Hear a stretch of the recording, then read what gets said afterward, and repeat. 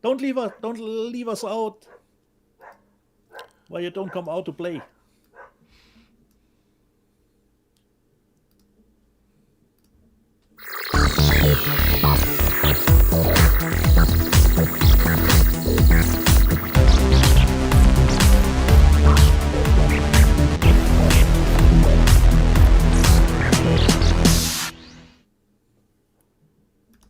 Well, greetings, imagination connoisseurs. Once again, it is I, your Duke of Dope Discourse, your master of fun and wonder, your viceroy of verisimilitude. I don't have to say it. You've heard it a million times before. Robert Meyer Burnett. And that is me right here. It's Let's Get Physical Media episode 170-something. I don't even remember. But you don't come to watch this show for me. You don't. I'd like to think you do, but you don't. You come to watch this show for the greatest German who ever lived, other than F.W. Murnau. You know him. I know him. He comes to us all the way from Saarbrücken, Deutschland, Mr. Dieter Bastian. Where else, Rob? And I say, greetings, imagination connoisseurs. Dieter here. Yeah, I'm Rocky like Erican, and welcome to the B&B Motel for Let's Get Physical Media. We're up. I know people are congratulating on your birthday every day. But we do actually have a birthday today. Do you know what date it is, Rob? Dieter, I don't. We have November 10th, of course, Rob. And it is exactly 4 years ago. Exactly 4 years ago. When Let's Get Physical Media aired its first episode. Are you kidding? Exactly, Rob. No. For real? Exactly 4 years ago. So we have our season 4 in the can, Rob. And that's shocking. Yeah. I'm shocked by this state of events.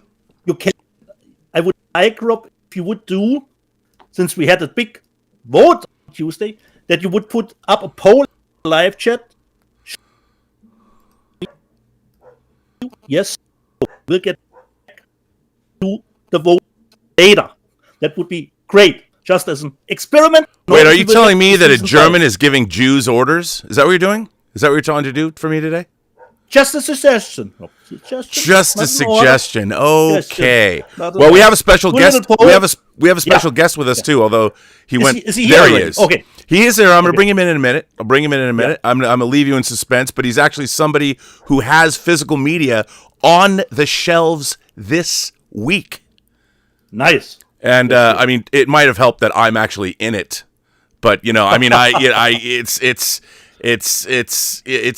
he is here. Got a very special guest, an actual producer who makes things. He's made TV shows. He's made movies. Worked on a lot of things. Yeah. And but anyway, so I'm gonna bring him in a minute. But I got to put him into. I have a 3-shot for us, by the way, so you can see all three of us on screen. And he's got a single, which everybody will be, I'm sure, excited to see him. So, Dieter, what do you want to know? Your suggestion is you want me to put up a poll? Yeah, just a poll. Season 5, yes or no? That people can just vote yes or no for season 5 of Let's Get Physical Media. You're asking me to put up a poll in the live chat you're asking me to do this on the fly. Well, I don't even know how to do that on the fly. Yeah. On the fly. How do you do that? then different, Rob. I will put it in the comment section, and we have to ask. Can't you make a poll? Can't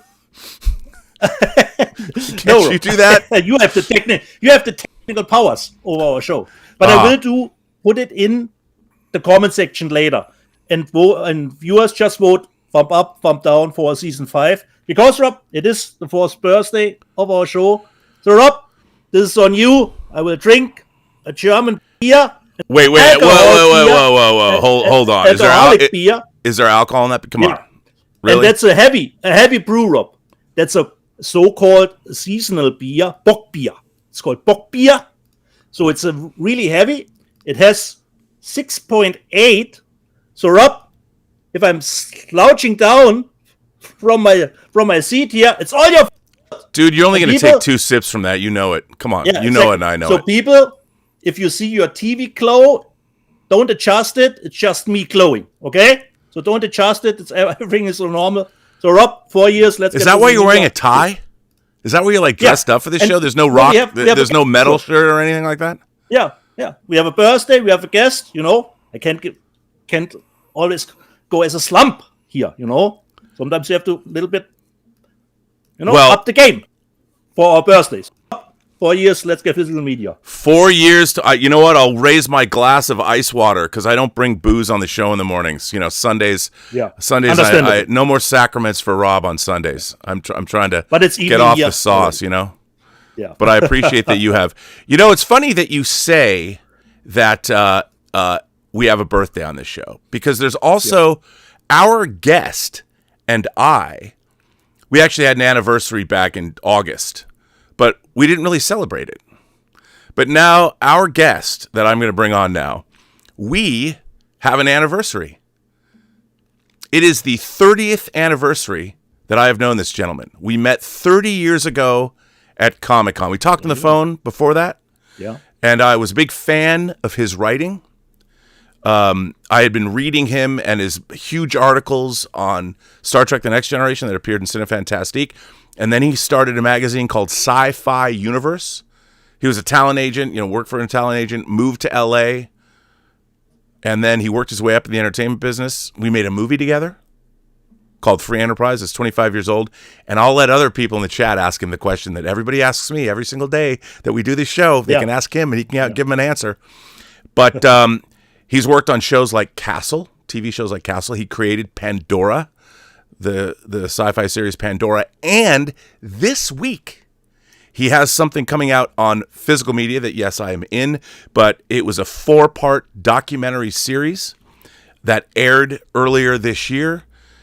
And it described and detailed and talked to all kinds of luminaries involved with the great films of 1982, the greatest geek year ever. Yeah. And that man is Mark A. Altman. Mark, you've never been on Let's Rob. Get Physical Media. Welcome to Let's Get Physical Media. Well, I heard it was your anniversary, so I had to make an exception. It's our anniversary. It's our anniversary. Can you believe it? No, it's 30 years since we met at Comic-Con. Why did we not throw a total rager this year? We missed the boat. We're old. I think we got to do next year. We got to do something because there's so many people.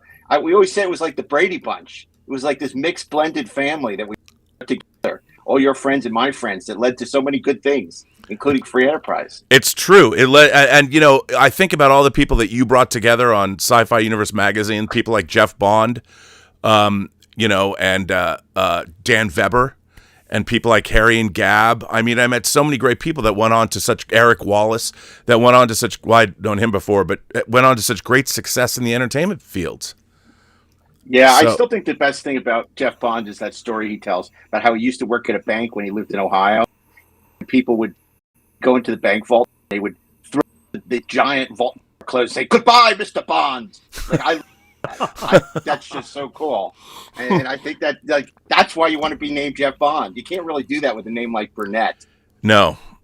Although, Sonny Burnett, Don Johnson's alias in Miami Vice, when he takes over the Miami drug cartel underworld, that was... You have an alligator in your house, don't you, Rob? Somewhere. Absolutely. Totally. But no, welcome to the show. And, it's pretty exciting. We've always done panels at Comic-Con. They started with 1982, and then it was 83, 84, 85. And you made a terrific documentary, a 4-part documentary that aired on television, but it came out from MVD. And that documentary is this documentary. Ta-da! 1982. Oh, wait, I didn't mean to cut you off. Graphics and everything. I got graphics. It's like a TV show here. It's like a morning talk show. There you go. So tell us about it. How did it come about? Well, fantastic thing. I got to say, I've totally ignored Dieter, who, this is a big day for you guys. He's drinking, he's celebrating. You got this anniversary, and then we're going to my little movie. But it's like, come on! I mean, this is obviously a big thing. We got to take the moment. It's a big. Well, thank you. Mazel tov. Pre-order. Well, you know why we do this show is just an excuse to buy more discs, Mark. Yeah, so you could write them off as a business expense. And I did see. So something that people should know: back in the Laserdisc era, Mark and I and a bunch of rotating ne'er-do-wells used to go once a month to Ken Crane's Laserdiscs in Westminster about an I was hour. just going to say that. Yeah. And I saw You Michael. saw the same thing as me. Yeah, Michael Choate put up a picture. It was on Facebook yesterday of a Ken Crane's Beach Boulevard Laserdisc reunion that had Ken Crane and all the fellas that worked there. And it's kind of a confluence of events happening today. I saw the same post and had the same reaction. Right? Because you got to see, Dieter doesn't know, but see, back in the day when we all had these huge Laserdisc collections, we would go down. There was this great superstore devoted to Laserdisc because the retailers mass merchants didn't carry it. So we would go down twice a year to, where was it? In Huntington Beach. It was more like once a month. The Evolution sale was twice a year. Well, but we would go down. They would also, Ken Crane's also had these amazing sales, and I mean, Rob would come out. You had he couldn't lift all the Laserdiscs he would buy. I mean, we couldn't to be made there. I mean, we would literally be in a situation where do you want to get a mortgage on a house or do you want to buy more Laserdiscs? And unfortunately, the pendulum always swung to more Laserdiscs. So we would always come up like this with these, because they were heavy. They weren't like Blu-rays. Yeah, it was oh my God, those giant CAV boxes. With 9 discs, you had to keep turning them over and over and over. But it was the greatest thing ever because it was the first format that truly appealed to the cinephile because, of course, the images looked great. And they had all the special features. It was the heyday of special features. So you had to own even the crappy movies you had to buy on Laserdisc just to have the bonus features because you wanted to know how they made, these terrible movies. And Dieter is still carrying that. He's still carrying that forth every week here on this show. I mean, what was the dumbest thing you bought? Thank you, Rob. Throwing me under the bus. I mean, I still have things on Laserdisc that were never put, like Doomsday Gun with Frank Langella, which was a pretty good HBO TV movie. I still have that on Laserdisc. It's why? Because they never put it out in any other format. Well, I'm never going to watch Doomsday Gun. Cast a Deadly Spell.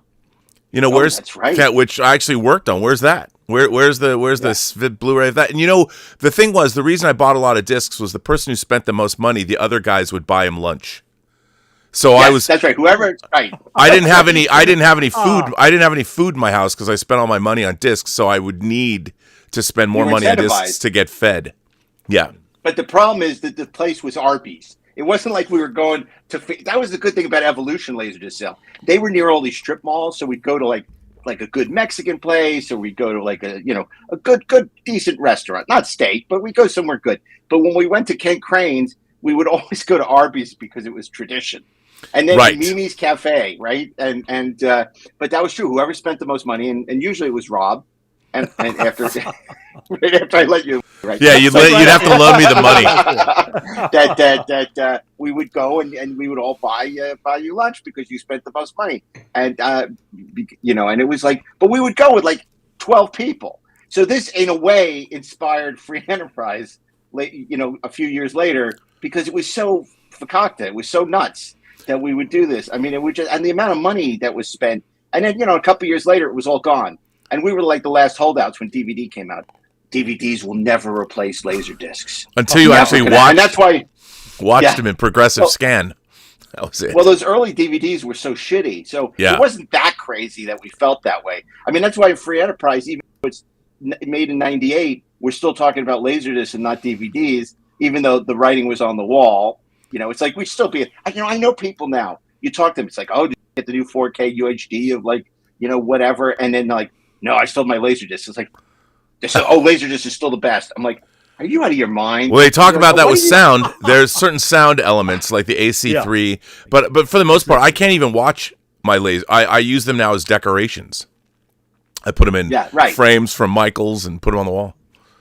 Totally. So, and the funny thing is, I hear a lot of kids now are into VHS, and I'm what? Why? But apparently, what they do is they can get them so cheap. For $1 or $2, and then they have these combo TV things in their room where they watch VHS. Now I get the vinyl obsession, the VHS obsession. I'm so not down with. It's thank God VHS is gone. VHS was shit. It was terrible. It was terrible. So we're bringing up kids on the expectation that VHS is something good. God, it's no wonder that they voted for Trump. They're so stupid. But now. but I can't believe the obsession with VHS. It's just nuts. Well, you know, like that. But I do think that there's a fascination with older technologies. It's kind of like gamers that are interested in 8-bit video games and things like that to see where they. But like you said, I mean, VHS was always terrible because every time you watched a tape, you'd see more and more dropouts. Yep. The Earth itself was a danger to VHS. If it was Fast Times at Ridgemont High, there was even more degradation. That is so true. Made that security copy of the tape already. Oh, it's true. I handed you the perfect transition. Fast Times 1982. Well, it's true. So, but in all seriousness, one of the great things in life is to have something that we've made. What is good life, Rob? Well, crush your enemies, see them driven before you, and hear the lamentations of the women. 1982, Conan. 1982, Conan the Barbarian. But seriously, I mean, you know, movies meant so much to us growing up, and you always objected to me saying this, but I always thought it was our obligation to give something back to the fandom that we were a part of, and you certainly did. I mean, I was say that, and did I object to that? Yes, you did. You'd say we don't have to give it, but you were the first. I mean, you were the first person. You wrote these exhaustive articles, and you wrote books. I mean, your friend Ed Gross that you've collaborated with on your amazing verbal histories of everything from Battlestar Galactica to Star Trek. Oral histories, Rob. You should know that word. Okay. Oral histories. I highly recommend picking up all of Mark and Ed Gross's books on that. But you go way back writing books even. I mean, you got me Ed Gross's book on Wise Guy. And so you and Ed have been collaborating, and your beautiful hardcovers, your double volume oral history of Star Trek. John Wick. You did an oral history of John Wick. Yeah. Galactica, I only wish Buffy. I collaborated on the Wise Guy book of his. It's so great. And he's been threatening for the last 20 years to update it. That 6 of us are going to buy it, but it's going to be glorious because, you know, we all love Wise Guy. Love Wise Guy. And so that was great. So you got together with Roger Lay, who I'd worked with on the Star Trek stuff, and Scott Mantz. How did this documentary project begin? God, I've been obsessed with this year for 82, and this was kind of my pandemic project. It was like, you know, I just finished doing the second season of Pandora, and the pandemic hit, and it was kind of like I had nothing to do during the pandemic. And it's like, why not go make a documentary? Because crazy people do stuff like that. And it was like the anniversary was coming up of 82. And it's something, look, you know, we talked about how amazing, and we've celebrated, did this in the pages of Geek and Cinefantastique. We've done, you know, with the Cinematheque, we did a tribute to 1982 many years ago. And it was so great. So I always wanted to do something. And it felt like now or never. Because what are you going to do? You're going to tie it to the 50th anniversary of 82? Who's going to be alive? I don't know if we're going to be alive. So so I said, we better do it now. And so we wanted to do the definitive story of the movies of 82. And it's people forget, it's such an amazing year because, the genre stuff is incredible. Obviously, E.T., Star Trek II, Tron, Blade Runner, Megaforce. And, in horror, Cat People. But then in terms of sort of the comedies of the era, because you have something like Porky's, which was huge, which I don't love, but, I love Fast Times and, Night Shift. And it was so great because Henry Winkler gave us all this is the best. He says, I got all these Super 8 movies I took of Night Shift on set. I never had them developed. He said, would you get them developed and telecine, and then you can use them in the documentary? Yeah, I think we could do that, Henry. So we did that. And then, of course, there's so many other movies that I wanted to get in there too, like Missing and like The Verdict, and I mean World According to Garth. Rocky 3.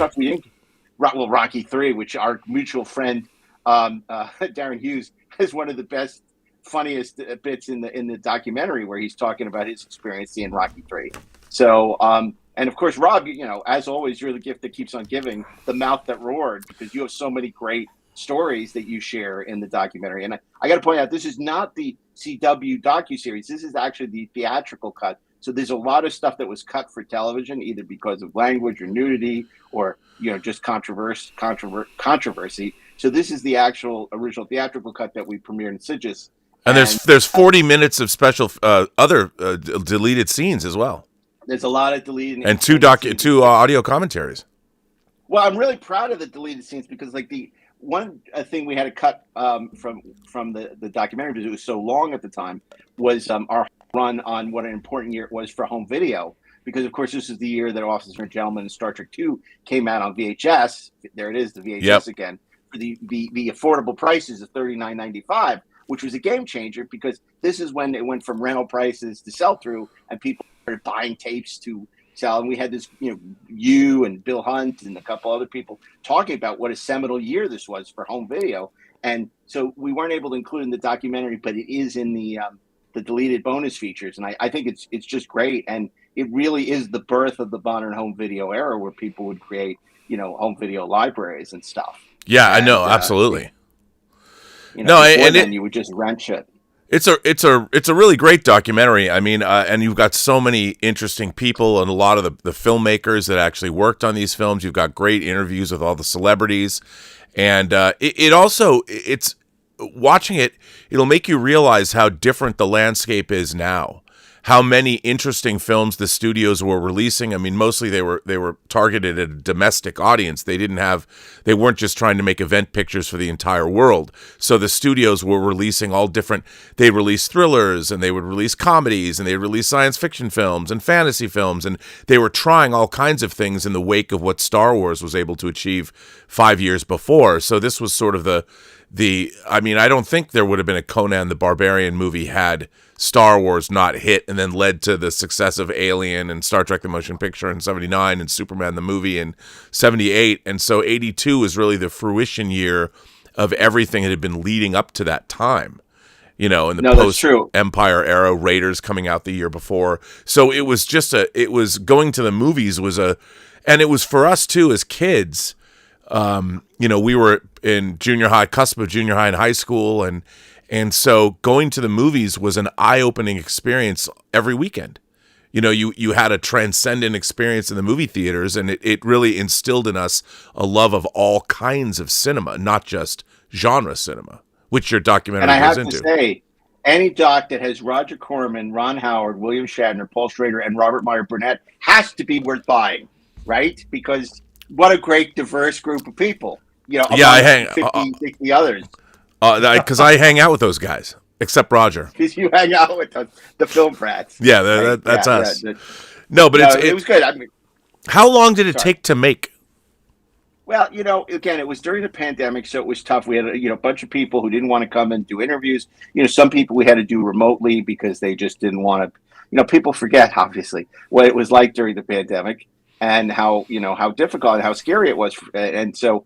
It was challenging, and then the post process took a while as well. But I think on and off, over the course of 2 years. But I'm super proud of it. I mean, obviously that year was incredibly seminal for us and important for us in terms of our formative movie going, and in terms of these movies that were transformative, like you said. I mean, whether it be Star Trek II or Conan or just so many of these films, and even. A lot of the crap. I mean, the other day I was at St. Felix, which is a restaurant in Hollywood, before going to see Back to the Future, and they had a Megaforce trailer on the TV. I'm like, this is crazy. This is the greatest restaurant bar ever. They have Megaforce on the TV. Who puts Megaforce on the TV? Well, you've given me a way to shamelessly plug our upcoming audio drama because Barry Bostwick is in it. That's awesome. He plays FDR. And what's funny is I had met him American Badass. Yeah, American Badass. And I had met him at the Saturn Awards, and I talked to him years ago, and I talked to him about Fantastic Planet because he does the hero's voice in the American version of Fantastic Planet. And he said, you're one of like 3 people in my entire career who's come up to me to talk about Fantastic Planet. And I said, no, man, it's the greatest. It's my favorite animated film of all time. So he's great. And Megaforce, hey, maybe why haven't they remade that, Mark? It's the time is right. The time is right, indeed. By the way, Dieter, if you have not experienced sitting with Rob at the Saturn Awards, listening to him talk to people, that's something that no matter how you do it, you have to experience. I mean, I got the pleasure of sitting I don't know about that, but sitting with Rob, talking to John Philip Law for over the course of a 5-hour Saturn Awards. And it was it went from him feeling like, wow, this guy reveres me. He knows my whole career. This is incredible. Rob, you're the best. To the end, he couldn't get away quick enough. It was the same thing with Larry Cohen. Chief, At first, Chief, they're Larry fired. Cohen he loved me. Chief running mouth at the top. Yeah. They just like, wow, this guy, it's like he knows my career backwards and forwards. He's like an encyclopedia. And it's like, let's get it's the hell like, out wow. of here. By the way, I was being a wingman doesn't for him stop. tonight because he had a hot date, and I made sure his hot date knew how great he was. So I don't think John Philip Law needed a wingman. I think he was doing okay on his own. but Larry Cohen, they used to sit me with him every year, and I it's funny. I showed last week. I think that I finally got this at the Shout Factory. Oh, nice. You know what the problem with the Davis baby is, Rob? It's alive. Yeah, There's something wrong sad. with the Davis baby. So Yeah. the documentary is great. Now I wanted to ask you.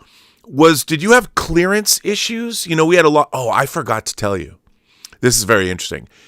Are you like Virginia Madsen and Dune? You forgot to tell me something. No, well, yes. So Jeff Walker calls me up, and he says, I found something that is yours.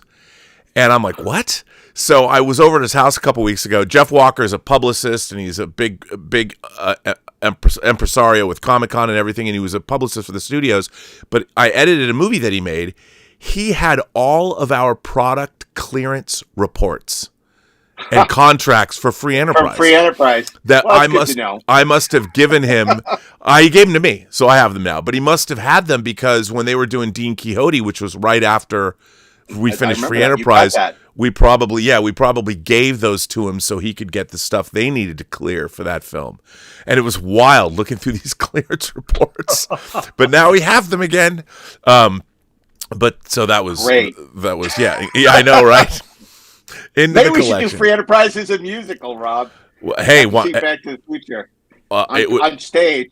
how was Back to the Future the musical? It's fun. It's not great. It's fun. I know a lot of people are like criticizing and say, "Oh, it's terrible." It's not terrible at all. It's wildly entertaining, but it's not. Is it a great play? No. Is it? Are the new songs incredibly memorable? No. Are the performances good? The performance is great. And the spectacle of the car is amazing. It is surprisingly faithful to the movie. So Wow. me and my family really enjoyed it. Really enjoyed it. I wouldn't go around and say it's Death of a Salesman, but it's not Fiddler on the Roof. But it's good. It's good. I liked it. By the way, Tom Jr. Jackson, our moderator, says, Mark, I love the I Married a Witch poster. Great movie. Oh yeah. Rob, happy birthday, and Dieter's still occupying the physical media world like a hurricane. So there you go. I Married a Witch. By the way, recently Kino Lorber re-released Burn Witch Burn on They did. on disc, which is a fantastic iteration of Conjure Wife from Fritz Lieber. So I hear Garrett Groover. To get back to the topic, Rob. Mark, did you have problem clearing anything for the documentary? Oh, yeah. No, it's a complicated process. Obviously, when you're making these kind of pop culture documentaries, but ultimately, it wasn't like in Free Enterprise where we were using all these toys and games and things. In a non-scholarly fashion. To tell a story. I mean, like Lucasfilm, for instance, when we were doing Free Enterprise, they said you could use Star Wars toys, but only if it was rated PG. If it was going to be rated R, you can't use it. And then, of course, we spent months, if not years, chasing the right to use the Hallmark ornament. I mean, so that was a challenge in and of itself. Yeah, it's true. We when snuck a were few doing Free Star Wars Enterprise. toys in the background, though. Well, no, there was a way that we were able to use them because it wasn't the Hasbro stuff. It was like the Micro Machines or something. Right. So we had a side letter from. It was a very complicated process, but that's why there's so many Spawn toys. I remember my son was watching. He was like, "Why does Rob have so many Spawn toys?" And McFarlane was new, and they licensed those to us, so it was good. Yeah, But and a lot of Starship Troopers. a lot of Starship, yes, because that had just come out. We stand by that. It's set in 1999, so it's okay. Garrett Groover asks a question that I'm going to put to all three of you. What is your favorite erotic James Spader movie? Crash, Dream Lover, or Secretary? Can I take that first? Yes, please. Of course. Since I'm the guest? Oh, Yeah. God, Dream Lover. Because it's not a James Spader movie. It's a Machen Amick movie. And by the way, let me do you one better. I would also agree with you, no surprise, but the laser disc of Dream Lover is the only place you can get the unrated director's cut that has more Machen Amick and Mick. She is stunningly beautiful in that movie. And I wish I hadn't sold that at Amoeba. I have it. One day I'm going to have to like digitize it and put it online somewhere. And, in your copious free time. Yeah, absolutely. But still, yes, I would agree. Dieter, do you have an answer to that? Tough. Just because it's gotten on our radar lately, I would put Crash. Yes, because you know how many I have 4 different copies of it. Why? Yeah, I know you do. You know, it's just ridiculous. I had to get it, and you got me the German media book. Yeah, it was the first one. I think it was the first one, Rob. Yes, it was. If I remember correctly, it was the first one. Well, Mark, you have another documentary coming up, don't you? Oh, yes, I do, Rob. I didn't even think to mention that. Yes, coming up on December 9th here in the United States at 8 o'clock on the CW. Best Christmas movies ever, which is as far from 82 as you could possibly get. But we're celebrating the best Christmas movies ever. And there's some real surprises in there. Some great celebrities, some great commentators, some great critics, including the aforementioned Robert Meyer Burnett. And I hope people will check it out because I think despite the fact that, it's a more mainstream documentary, we don't go down as many side alleys as we do. There's no Megaforce. But there's Barry Bostwick. So you want to check out Best Christmas Movies Ever on the CW on December 9th at 8 o'clock here in the States. And I'm sure it'll be, worldwide over the next couple of months as well, probably next holiday season. Do you have anything else coming up? Do you have any books? I know you have the ongoing Inglorious Trexperts podcast, and you also go on a convention tour for half the year where you appear at conventions all over the United States and the world. Well, I want to mention we do have the Inglorious Trexperts, the infamous Inglorious Trexperts holiday specials coming up, which we begin recording tomorrow, don't we, Rob? Oh, no. And probably will finish sometime in March. And they last, we literally record them for months.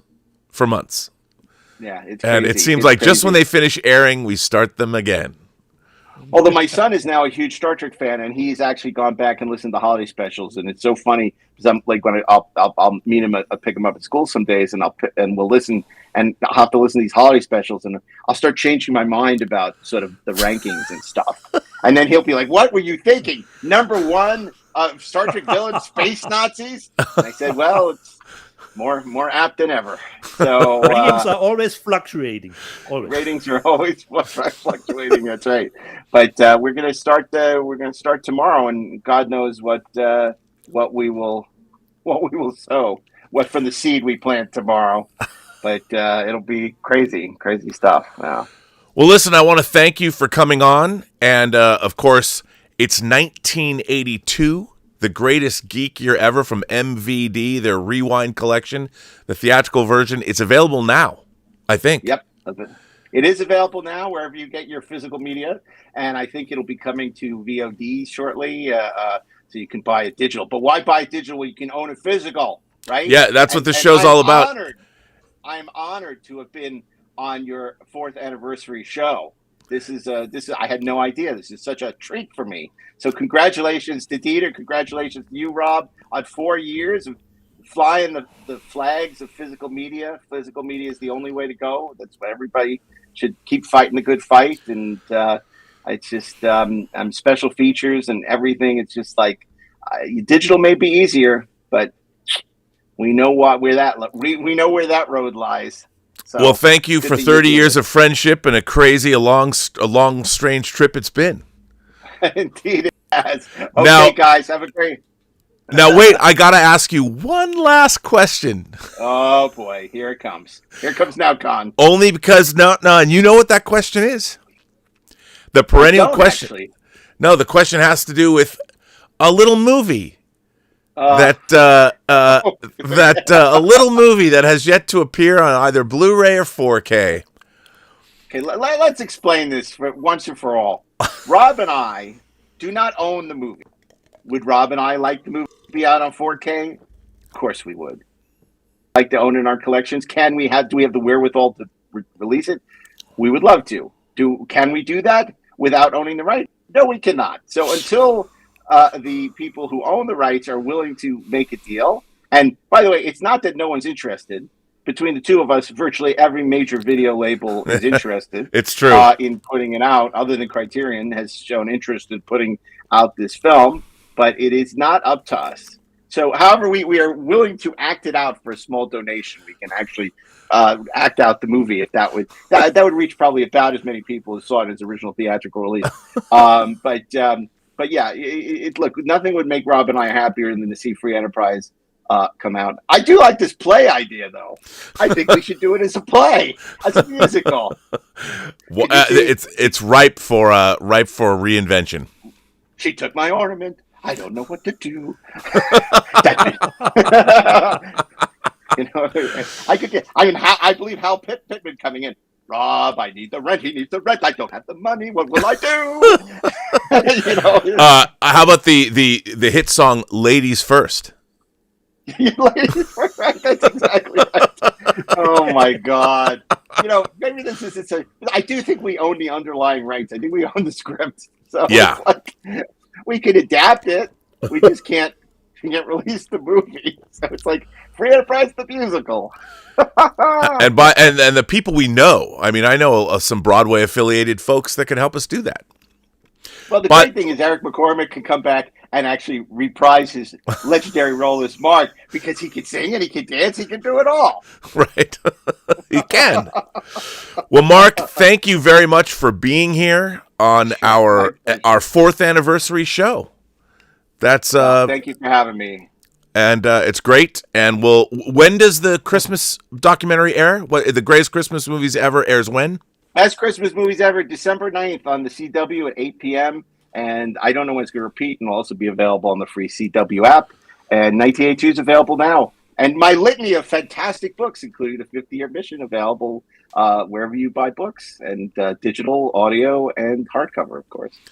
Very nice. Well, thank you so much for being here. No, my pleasure. And again, congratulations on 4 years of doing this craziness. And I appreciate you having me, and appreciate you being a part of the documentary, Rob, because you're always so great. And that documentary, Mark, in case anyone forgot what that documentary is, one more time, 1982, The Greatest Geek Year Ever. By the way, you can also go to the MVD website, and they have it for order there. You can buy it direct from MDV, and maybe when you're there, you'll buy other MVD products, because they have some great stuff. They're great. I'm really honored to be part of the MVD Rewind collection, because it's such a great line. It's curated with really just such great films. I mean, they love movies, and they do such a great job. And they, of course, asked about Free Enterprise too, like everyone does. So, they're. But I like when you said one more time. I was waiting for you to say, "I'll start singing. I'll take you home again, Kathleen." Well, on that note, thank you for being here, Mark A. Altman, and we look forward to your progress with great anticipation. Okay, guys. Thank you so much. All right, man. I'll see you later. Bye. Rob, I didn't know that MVD had a online shop themselves. Yeah, they do. They do. Nice. You can go to their website and check it out. So I want to thank Mark Altman for coming on. That was a lot of fun. See, it wasn't totally painful for you, was it? No, and we shouldn't forget, Rob, our show is a product of COVID too.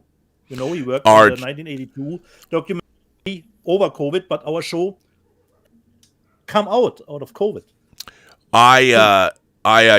Ricky B says, by the way, in 1982 was the year I worked on a lot of great sci-fi. He worked on Blade Runner, Tron, The Last Starfighter, and more.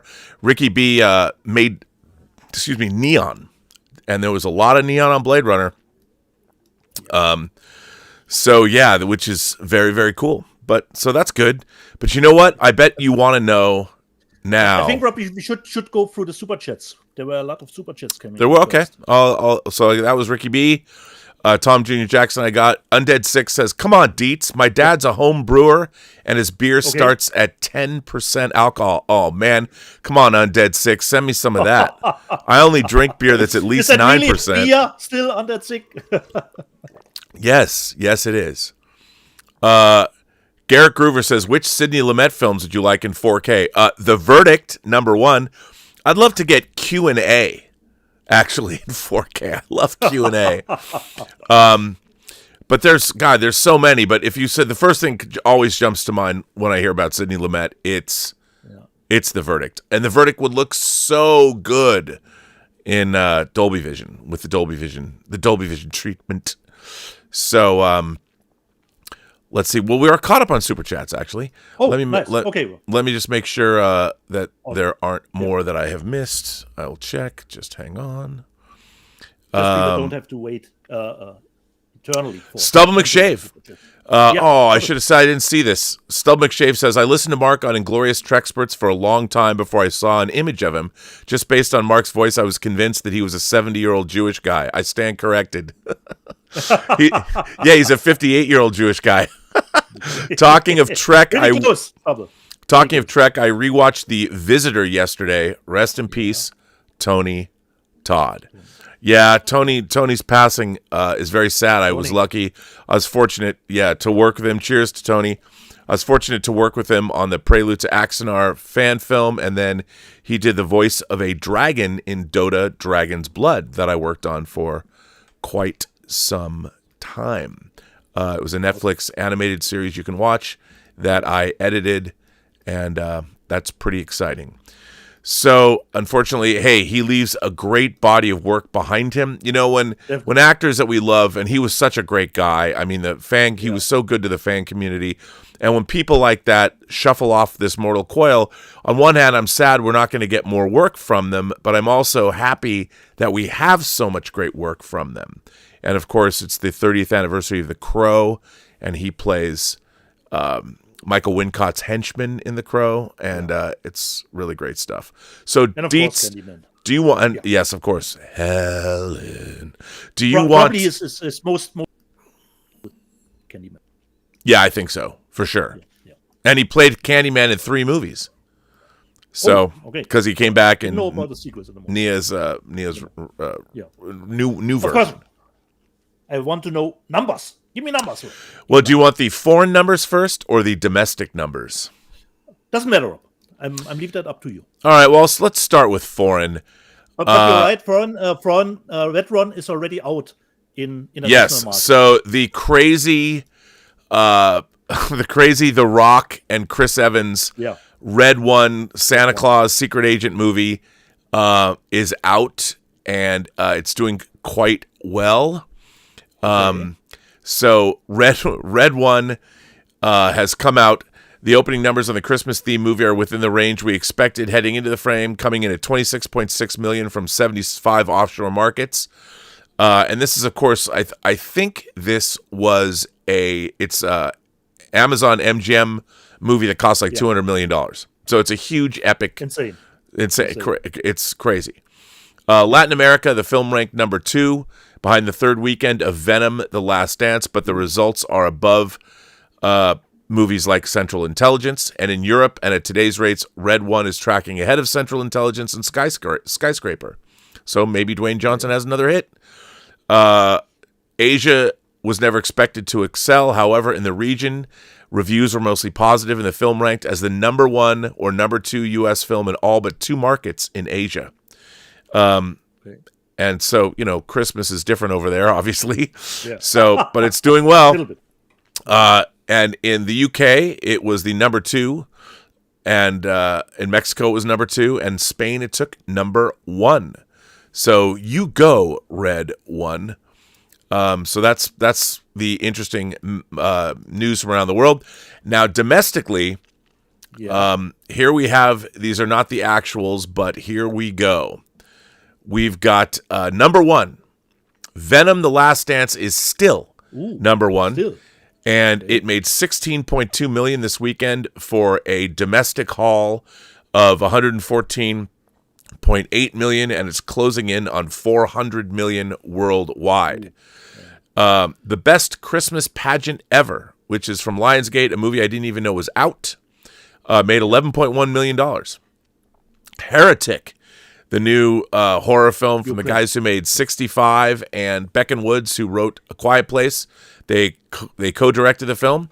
It made $11 million. The Wild Robot made another $6 million, and that is up to it just I don't know why the webpage stopped responding, which is odd. Maybe because I have too many things open. Who knows? Here, I got it back. Let me get back to where I was.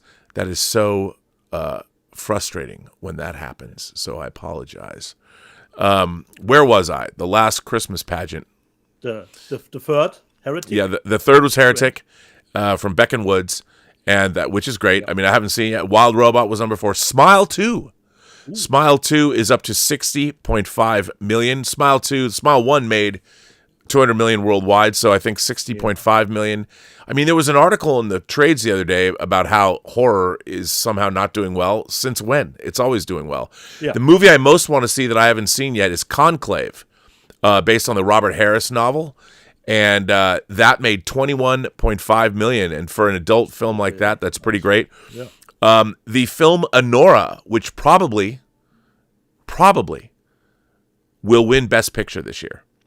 Anora has only made $7.2 million. It's an indie film, but everybody says to go see it. Robert Zemeckis is here in its second weekend. It was $9.5 million total, which is too bad.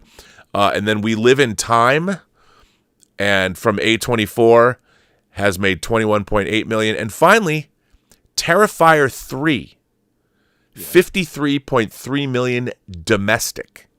This movie is a monster hit for the amount of money that was spent. So exactly, and still Wild Robot in the top 5. Still doing great, even if it's still doing great already. Still doing great. So there you go, buddy. Awesome. Nice. And I would say, Rob, we should show some physical media. All right. Being almost. Who starts, Rob? You go. Okay, I start first, Rob, with stuff that I have seen and I've already shown. I watched on Monday, Rob. I watched Twisters. What a disappointment for me. Rob. I loved the first one. You know, you're not a big fan of the movie. But for me, the second one was a total disappointment.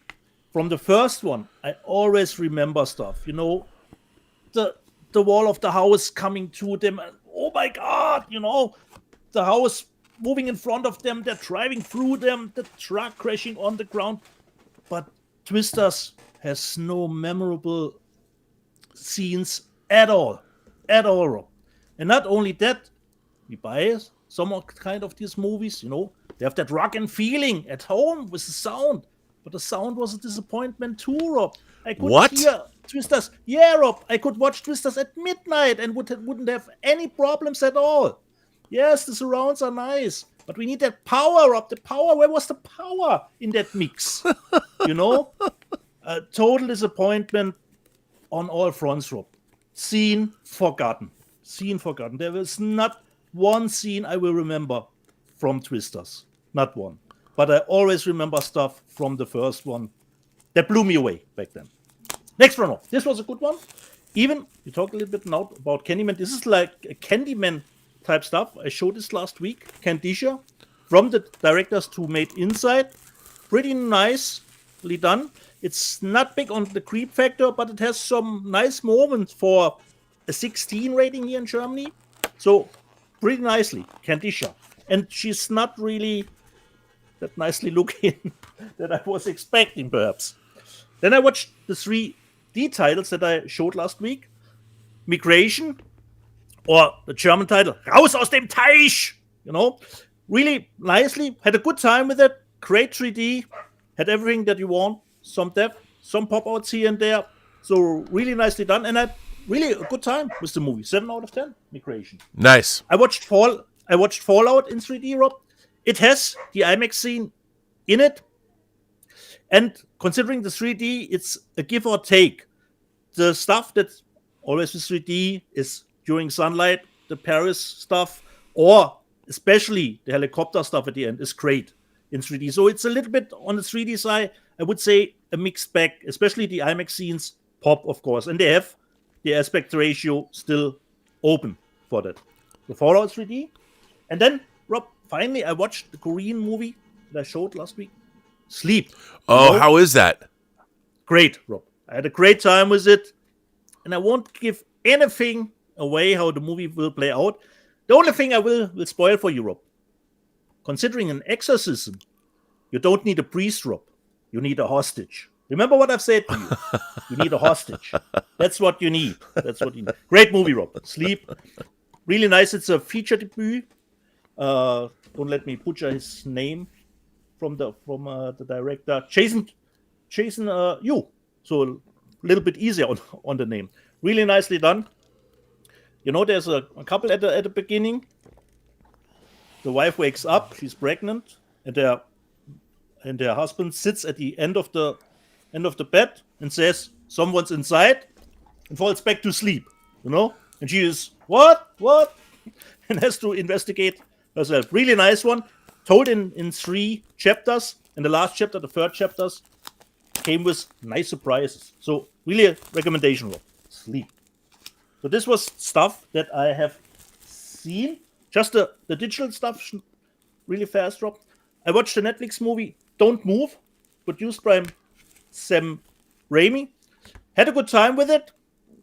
Not really a problem. The only problem is, what the movie entails, Rob. She's getting drugged, and of course, like the title says, can't move. But of course, the script is so that she can just do what the script needs her to do, you know, that kind of thing. And since she is the lead, but can't do that much, so it's almost like the viewer is just like a witness as herself, you know. But not a bad one. Don't move. Then I watched the animated show as a big Lara Croft fan, Tomb Raider. But for me, middle of the road. If you have nothing else to watch, okay, it's fine. But it's nicely animated, definitely. But there is stuff where I thought I would rather play that kind of stuff. And of course, yesterday, Rob, was the big Arcane Day. Arcane Season 2 started. I already watched the first 3 episodes, and I'm back in Arcane. Still awesome. The animation is unbelievable, and the story is still awesome. I had no problems getting back into Arcane, considering when the first season finished probably 2 years ago. I would think so. So I had no problems getting back into it. Awesome 3 episodes. Looking forward to the next Saturday. They're releasing every Saturday 3 episodes, and season 2 will be the final episode. Rob, I heard that they are not doing any more because the show is too expensive. I heard. Is that correct, Rob? I could see that. I mean, it's an incredible. Yeah, I could see that. But if they're stuck the landing with this one, then our fingers will be crossed. They release the second season 2 as physical media. Hopefully. So this is the stuff that I have seen, Rob. Are you gonna? You want me to show stuff? Who goes with the normal stuff, Rob? Well, I could go. Okay. The first thing, I finally got this. Yeah. I finally got the Northman box set, and can I just say, this has that sort of matte. It's spot UV printed, which is awesome. But the rest of this is this the universal. Yeah, this beautiful matte finish. Of course, I won't open it all because you showed it, but the steel book is also incredible. Yeah. It's got art cards and everything. I thought this would be more difficult to get than it was. It wasn't, and I didn't have to pay a premium price because it wasn't sold out at some places. So able to get this from the UK. Wow, what a great set! What a great movie! And then when will Nosferatu start in the theater, Rob? It starts Christmas Day, but it's screening. I'm supposed to see it next week. So nice. Yeah. Nice. So I was happy to get this. Then the Max Allen Collins, who watches our show religiously, part of the reason I'm doing True Noir is because of Max. Max sent me a little care package with his new book. Where did I put it? I can't reach it. but his new book, Quarry's Return. He sent me that. But he also sent me his own movie that he directed, Blue Christmas, that's just coming out. We've talked about that. He sent me a Radiance title that he had 2 of, Tattooed Life. He said this was pretty good. Nice. And then, of course, he sent me the 4K of Trick or Treat. Awesome. So I was very excited to get those from Max. So thank you, Max. Now, I also got a box from Down Under, and you know how much I like to go down under. Which company? Imprint. Ooh. Now, I finally got this. Now, I have to say that as soon as I got this, Capricorn won. Oh, the company won. Now, this copy of Capricorn 1 comes with 2 cuts of Capricorn 1. It comes with what they call the theatrical and the extended. I saw this movie in 1977 when it came out. I was 10 years old. It came out the same year as Star Wars, the same year as Spy Who Loved Me, same year as a lot of movies, but 1977. I have always loved this movie. As a kid, I was a fanatical space fanatic. I was a space fanatic. I knew all the names of the astronauts. I knew everything about the Apollo programs, Gemini, Mercury. I was Skylab. I was a huge fan. So while I did love this movie, even though I also hated it because it was about faking, a mission to Mars, and it played into that whole thing. And I blame this movie for all the people that think we didn't go to the moon. You're wrong, by the way, we did. But anyway, I still dearly love this movie. It has an incredible Jerry Goldsmith score. But one of the things, this mythical extended version of the movie, there was no way to get it, and there's a track on the soundtrack album from this deleted, this extended. It's one sequence, and I was like, "What is it? I've heard the music." So it was on the soundtrack, Rob, but you never heard it in the movie? No, because that scene was cut out. So this extended version, I'm like, "What?" Okay. So not only is this box cool, I mean, I already have Capricorn 1. I've owned it on various formats over the years. But look at this. I mean, again, we talk about. I mean, the mission was a sham. The murders were real. And then, as Imprint does, it's got the cool... This is just like the Warriors. They do this a lot. So you have 2 different versions of the movie. Do you know where they did get the longer version from? Well, that's the interesting part. Okay. So I put the version on, and I'd heard this. It's from Japan. So the extended version, it looks like they took it off of a print. I'm not sure. It looks fantastic.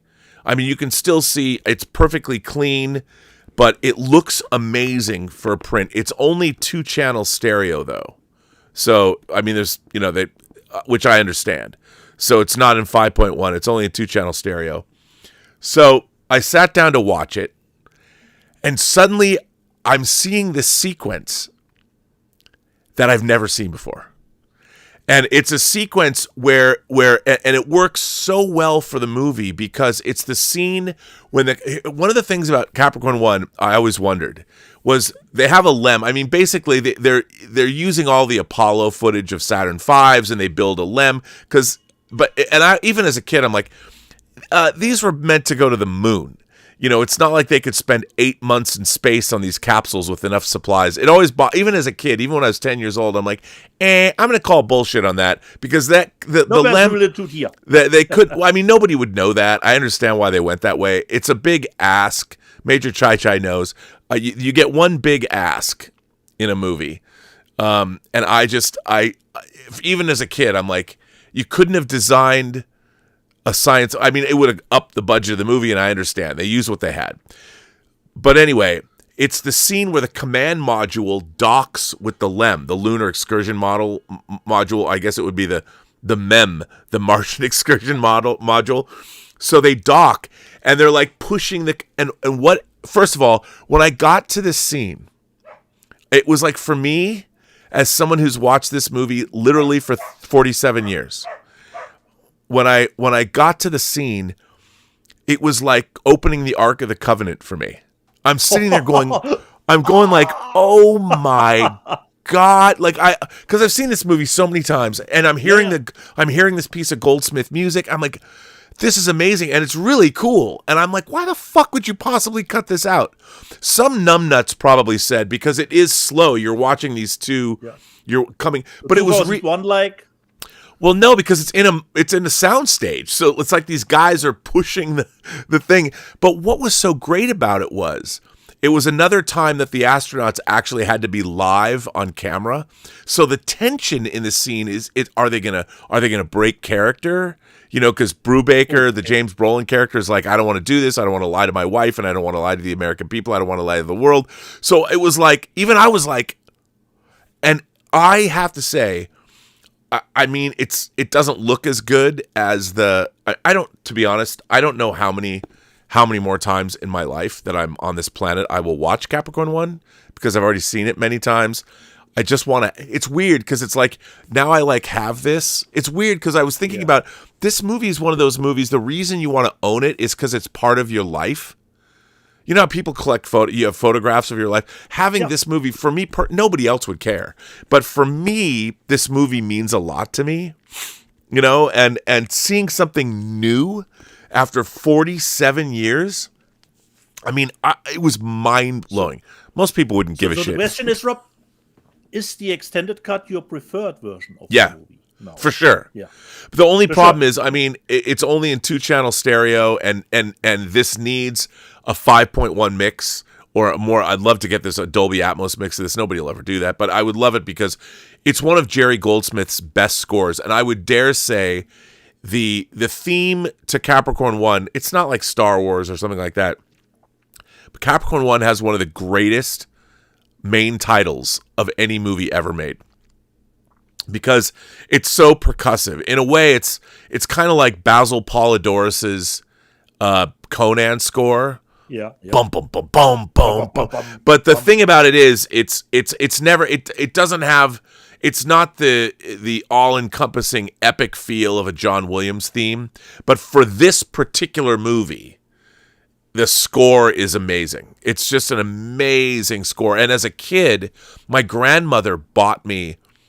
When I told my grandmother, after Star Wars, I was really into film soundtracks. For whatever reason, my grandmother loved buying me film soundtracks because she would go to the record store but whenever I saw a movie, like we already said, Rob, the soundtracks were the best next thing when you can. They were absolutely the next best thing, and I remember my grandmother bought me Capricorn 1.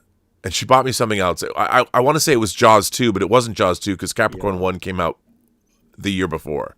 But she bought me the score for Capricorn 1, and I listened to it a million times. I just loved Capricorn. I love Capricorn 1. So anyway, and the other thing in the box was this. The 4K of the remake of Suspiria. So this is the first time the 4K of the remake, which I actually liked. I mean, I think this is a movie that I would have said, like Dawn of the Dead, don't you dare remake this movie. But I like this movie. I think it's interesting. Same kind of box. I just wish it wasn't glossy so your fingerprints didn't get all over it. But it has 2 versions of the film. Obviously, it's got the 4K and it's got the Blu-ray. And I like the fact that they have different things. And then it comes with a box of art cards and stuff like that, but which I won't. I know you always open them, but I won't. So I got that from Imprint, and very excited to have that. That Capricorn 1 I was waiting for a long time, and worth every penny. Nice. So that's the first thing I wanted to show. Okay.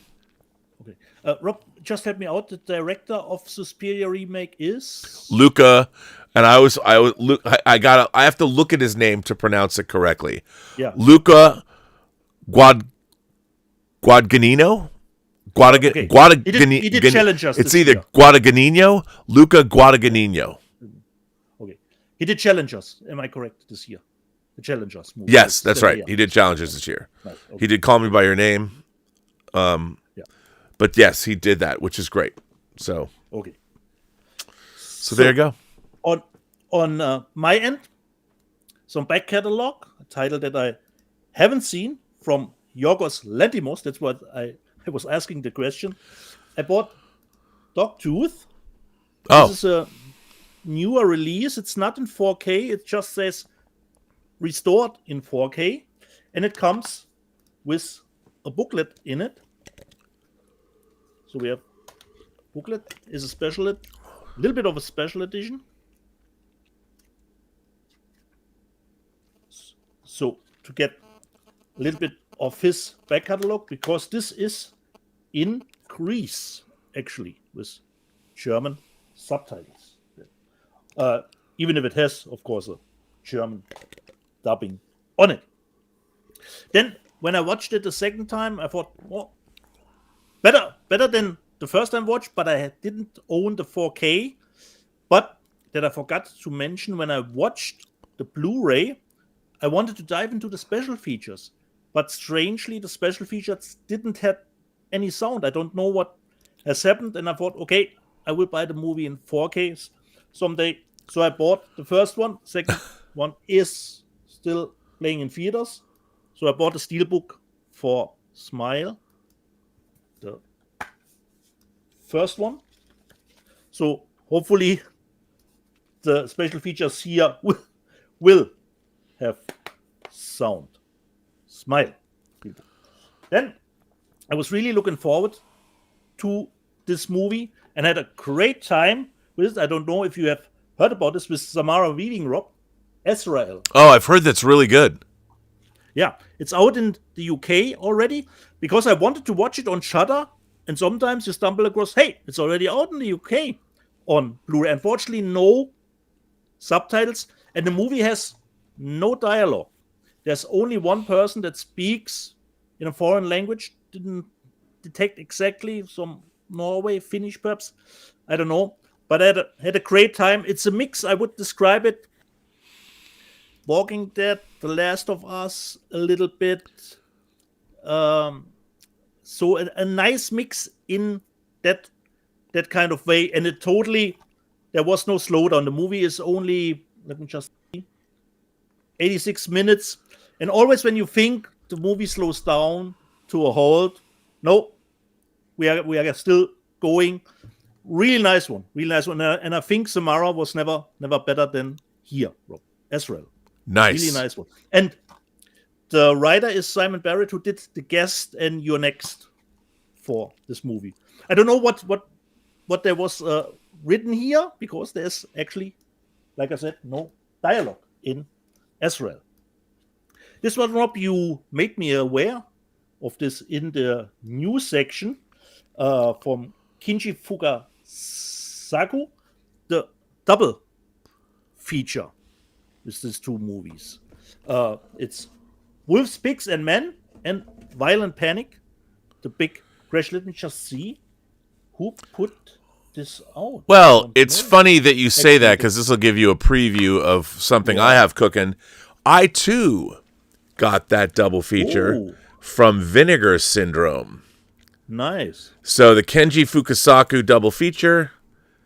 You got a slip. You got a slip cover. Look at that, buddy. Nice. Kenji Fukasaku directed Battles Without Honor and Humanity, that whole series. He also directed the Japanese sequences in Tora Tora Tora, but he's most recently was known before passing for directing Battle Royale. Exactly. So, by the way, this I'm really looking forward. This slipcase is dope. Yeah, I Wolves, Pigs, and Men and Violent Panic, The Big Crash. So it's interesting. So where did you get that from? From Amazon, Rob. But it's not a Vinegar Syndrome release. Is this a partner label of theirs? Yeah, it's a partner label, right? Okay. Yeah, Film Movement. Well, you know, if you get them directly from Vinegar Syndrome, you get a dope slipcase. Nice. Nicely outdone me, Rob. This one, I think it's out. I could be wrong. I think it's actually Warner Archive, not a typical movie, but I could be wrong. It came out here as a media book, a nicely guilty pleasure for me. Showdown in little Tokyo. Yeah. Frank Lee and Dolph Lundgren from Mark L. Lester. So this is only the Blu-ray, but with the unrated version, Rob. The unrated version. And not only that, they're actually a little bit insane. The movie is actually featured 4 times. You have the unrated, you have the R-rated, and both in theatrical widescreen but zoomed. I don't know why. I have made a comparison about one shot. I couldn't detect any difference between it. So actually, it's on the disc 4 times, and I watched it yesterday. Still a good time, guilty pleasure, and only 75 minutes. Dann blind bias, cat in the back Rob, from I think Thailand. Yeah, Thailand Rob. It's just called Creepy Crawly. You know,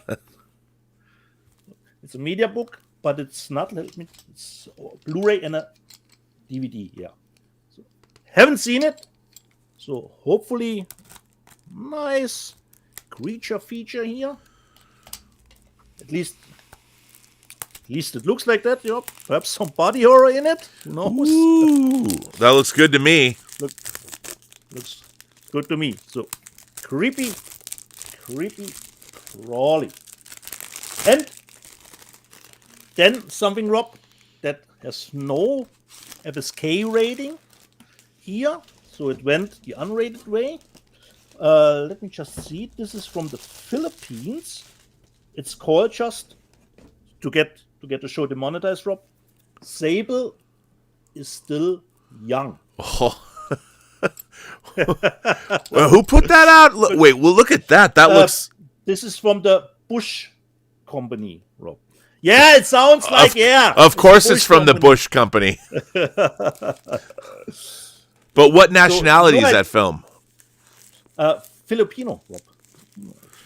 Love my Filipino ladies. Wow, Yeah. that looks interesting. And Rob, the movie is 135 minutes. So I'm expecting something here. Sable is Still Young. This is my first haul, Rob. First haul. Okay. Later. Well, I got more. Yeah. Or do we have some super chats, Rob? Let's see. Do we have some super chats? We do. Major Chai Chai says, congratulations on our 4th anniversary. Well, thank you, Major. We will salute you for that. Kelvin Wellborn has been a member for 31 months of the channel. Thank you for that, Kelvin. 5 Toast sends in 5 Burnettwork memberships. By the way, I'm remiss. I apologize for not doing... Roberto was in New York this weekend. Not to blame him, but I'm sorry. It's been tough trying to keep up with everything. Paul Allen Bernotto. Paul says, congratulations to you and Rob and Dieter for 4 years and counting on Let's Get Physical Media. Maybe next year we'll have another celebrity guest on. We could do that. By the way, I didn't realize I'm leaving you on screen without me, so let me put me back on screen too. Hello! It's me, all about me. All about you. Undead 6 says, ugh. Yeah. Suspiria remake, it's such an insult to Maestro Argento. Well, you know, so many things are getting remade. I agree. I mean, I don't know if it's an insult, but, you know. Because I think, Robert, has a different vibe to it. Very different vibe. Very different vibe. You know? But the idea of even trying to remake Suspiria, which is such a signature film from a director, it's kind of weird. 1001 Johnny says... You're already starting on the losing end, Rob. You know? Yeah, I mean... 1001 Johnny says, I just watched the Studio Canal Collection's Blu-ray release of The Third Man. When I'm done, I'll listen to the Harry Lime radio in the extras. Well, you know what? Since he brought it up, since 1001 Johnny brought it up, got to go full screen on this one. Yeah. The Third Man. Do it. I was going to save this for later. Here it is. The Studio Canal 4K of The Third Man. Now, first of all, it is bigger than the Wicker Man, but now let me show you something. You open it up, you got the little pop-up scene here, but this is something even I found amazing.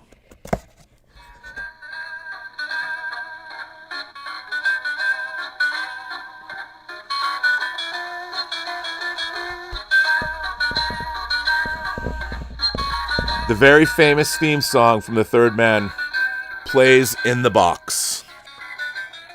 Now, was this really... I have no idea. So it plays, and now there's so much stuff in this box. Amazing. So at first, you have to stack all this stuff up. This is considered one of the great British films of all time. Of course, Orson Welles' signature role. You've got the movie in, as you say, a diggy in a digipack. And you've got both the Blu-ray and the 4K, which is great. And again, you have all of these interesting posters from all around. I mean, different art cards and posters and all that, which is cool. Then you have the poster, which, it's basically the front of the box with the Ferris wheel. And then there is a couple of great booklets. It's got the fully annotated shooting script, which is very cool. I love reading scripts, so for great movies. And then send me your scripts. And then, of course, The Third Man, and there's a booklet on the film. A truly great package. I know a lot of people said it's too expensive, which, I agree with. I do. But I always, I have actually something that I always can gauge. I'm like, is this more expensive than the amount of drinks I would have when I go out at night to a bar? And the answer is no. It's not more expensive than that. And so this is not even a nights out. It's a Schnäppchen. And to have a classic film, see, this gives the movie gravitas.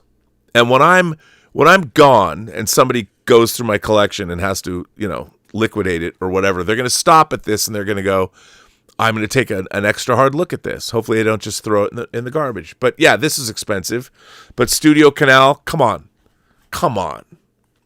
So 1001 Johnny, there it is. This is the purchase of the week. You gotta love it. I don't have a piece of physical media that sings to me. So there you go. Always something new. Yeah, was it expensive? We don't think that way. No. We can't, Rob. We can't. Otherwise we would be going insane. Yeah. 1001 Johnny comes back and says, he covets thee. That's not very biblical of you. Do not covet thy neighbor's physical media collection. Yeah. Isn't that the 11th commandment? Probably for us, Rob. We would have, chiseled it in the stone tablets. We have another one came in, Rob, from Alvaro. Wow, this is interesting. Speaking of soundtracks, Nosferatu, A Symphony of Horror, a new score by the great Christopher Young for the 1922 classic, is dropping in November.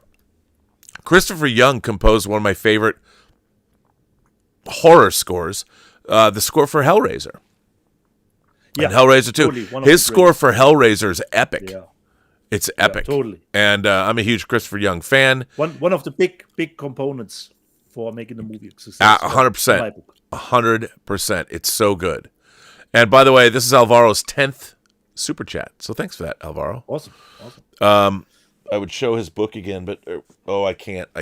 His book is at the bottom of a stack of physical media. If I pull it out, it'll collapse. So Channel Surf has been a member for 43 months and says, congratulations, gents. Nice. I'm celebrating my 43 months of Let's Get Physical Media pride. Des Doyle, our friend from Ireland.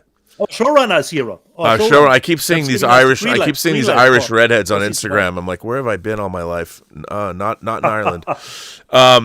Congrats on 4 years, Robin Dietz. Happy to greenlight season 5. He's greenlighting season 5. We've been greenlit by an actual showrunner.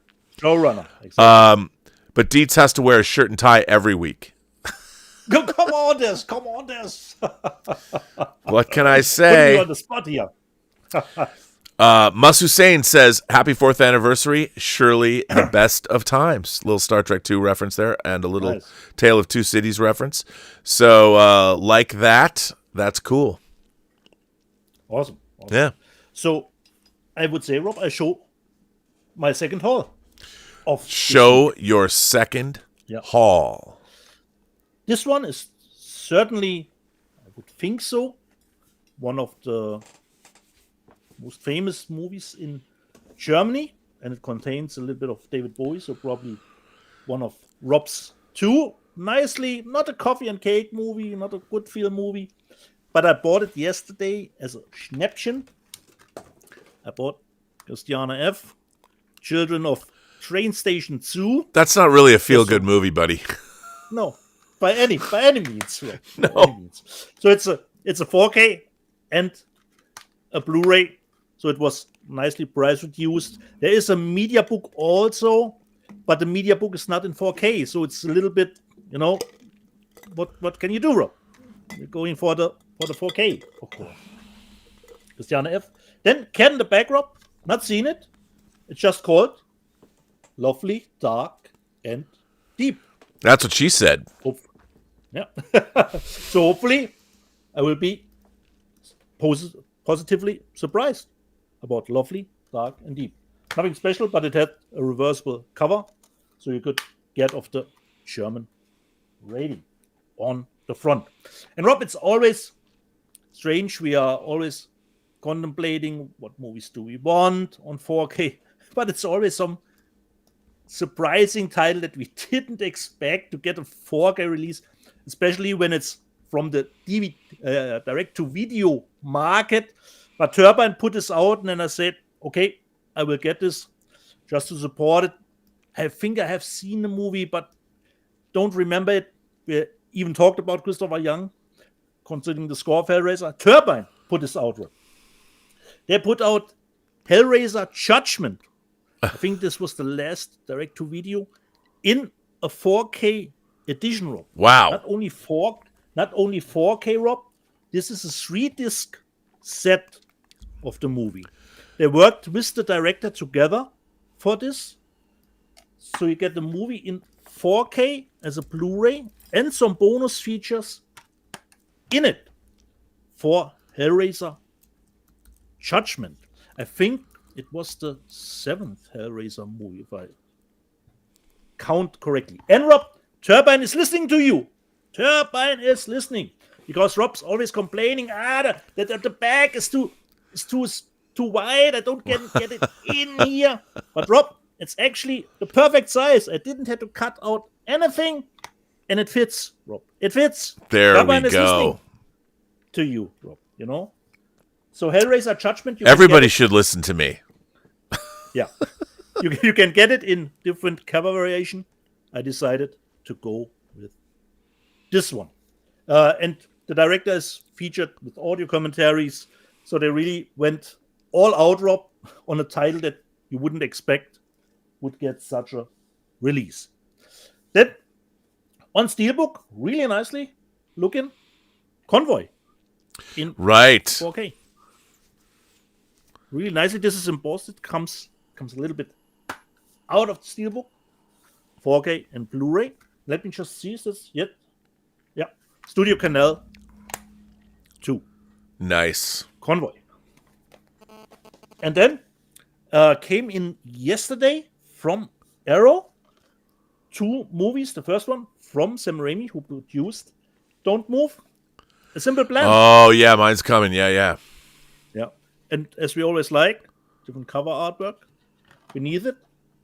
And what I did find in it, Rob, I don't know what it says. You showed some way back, perhaps years, that there's always a card in it where you already can guess what they are putting out.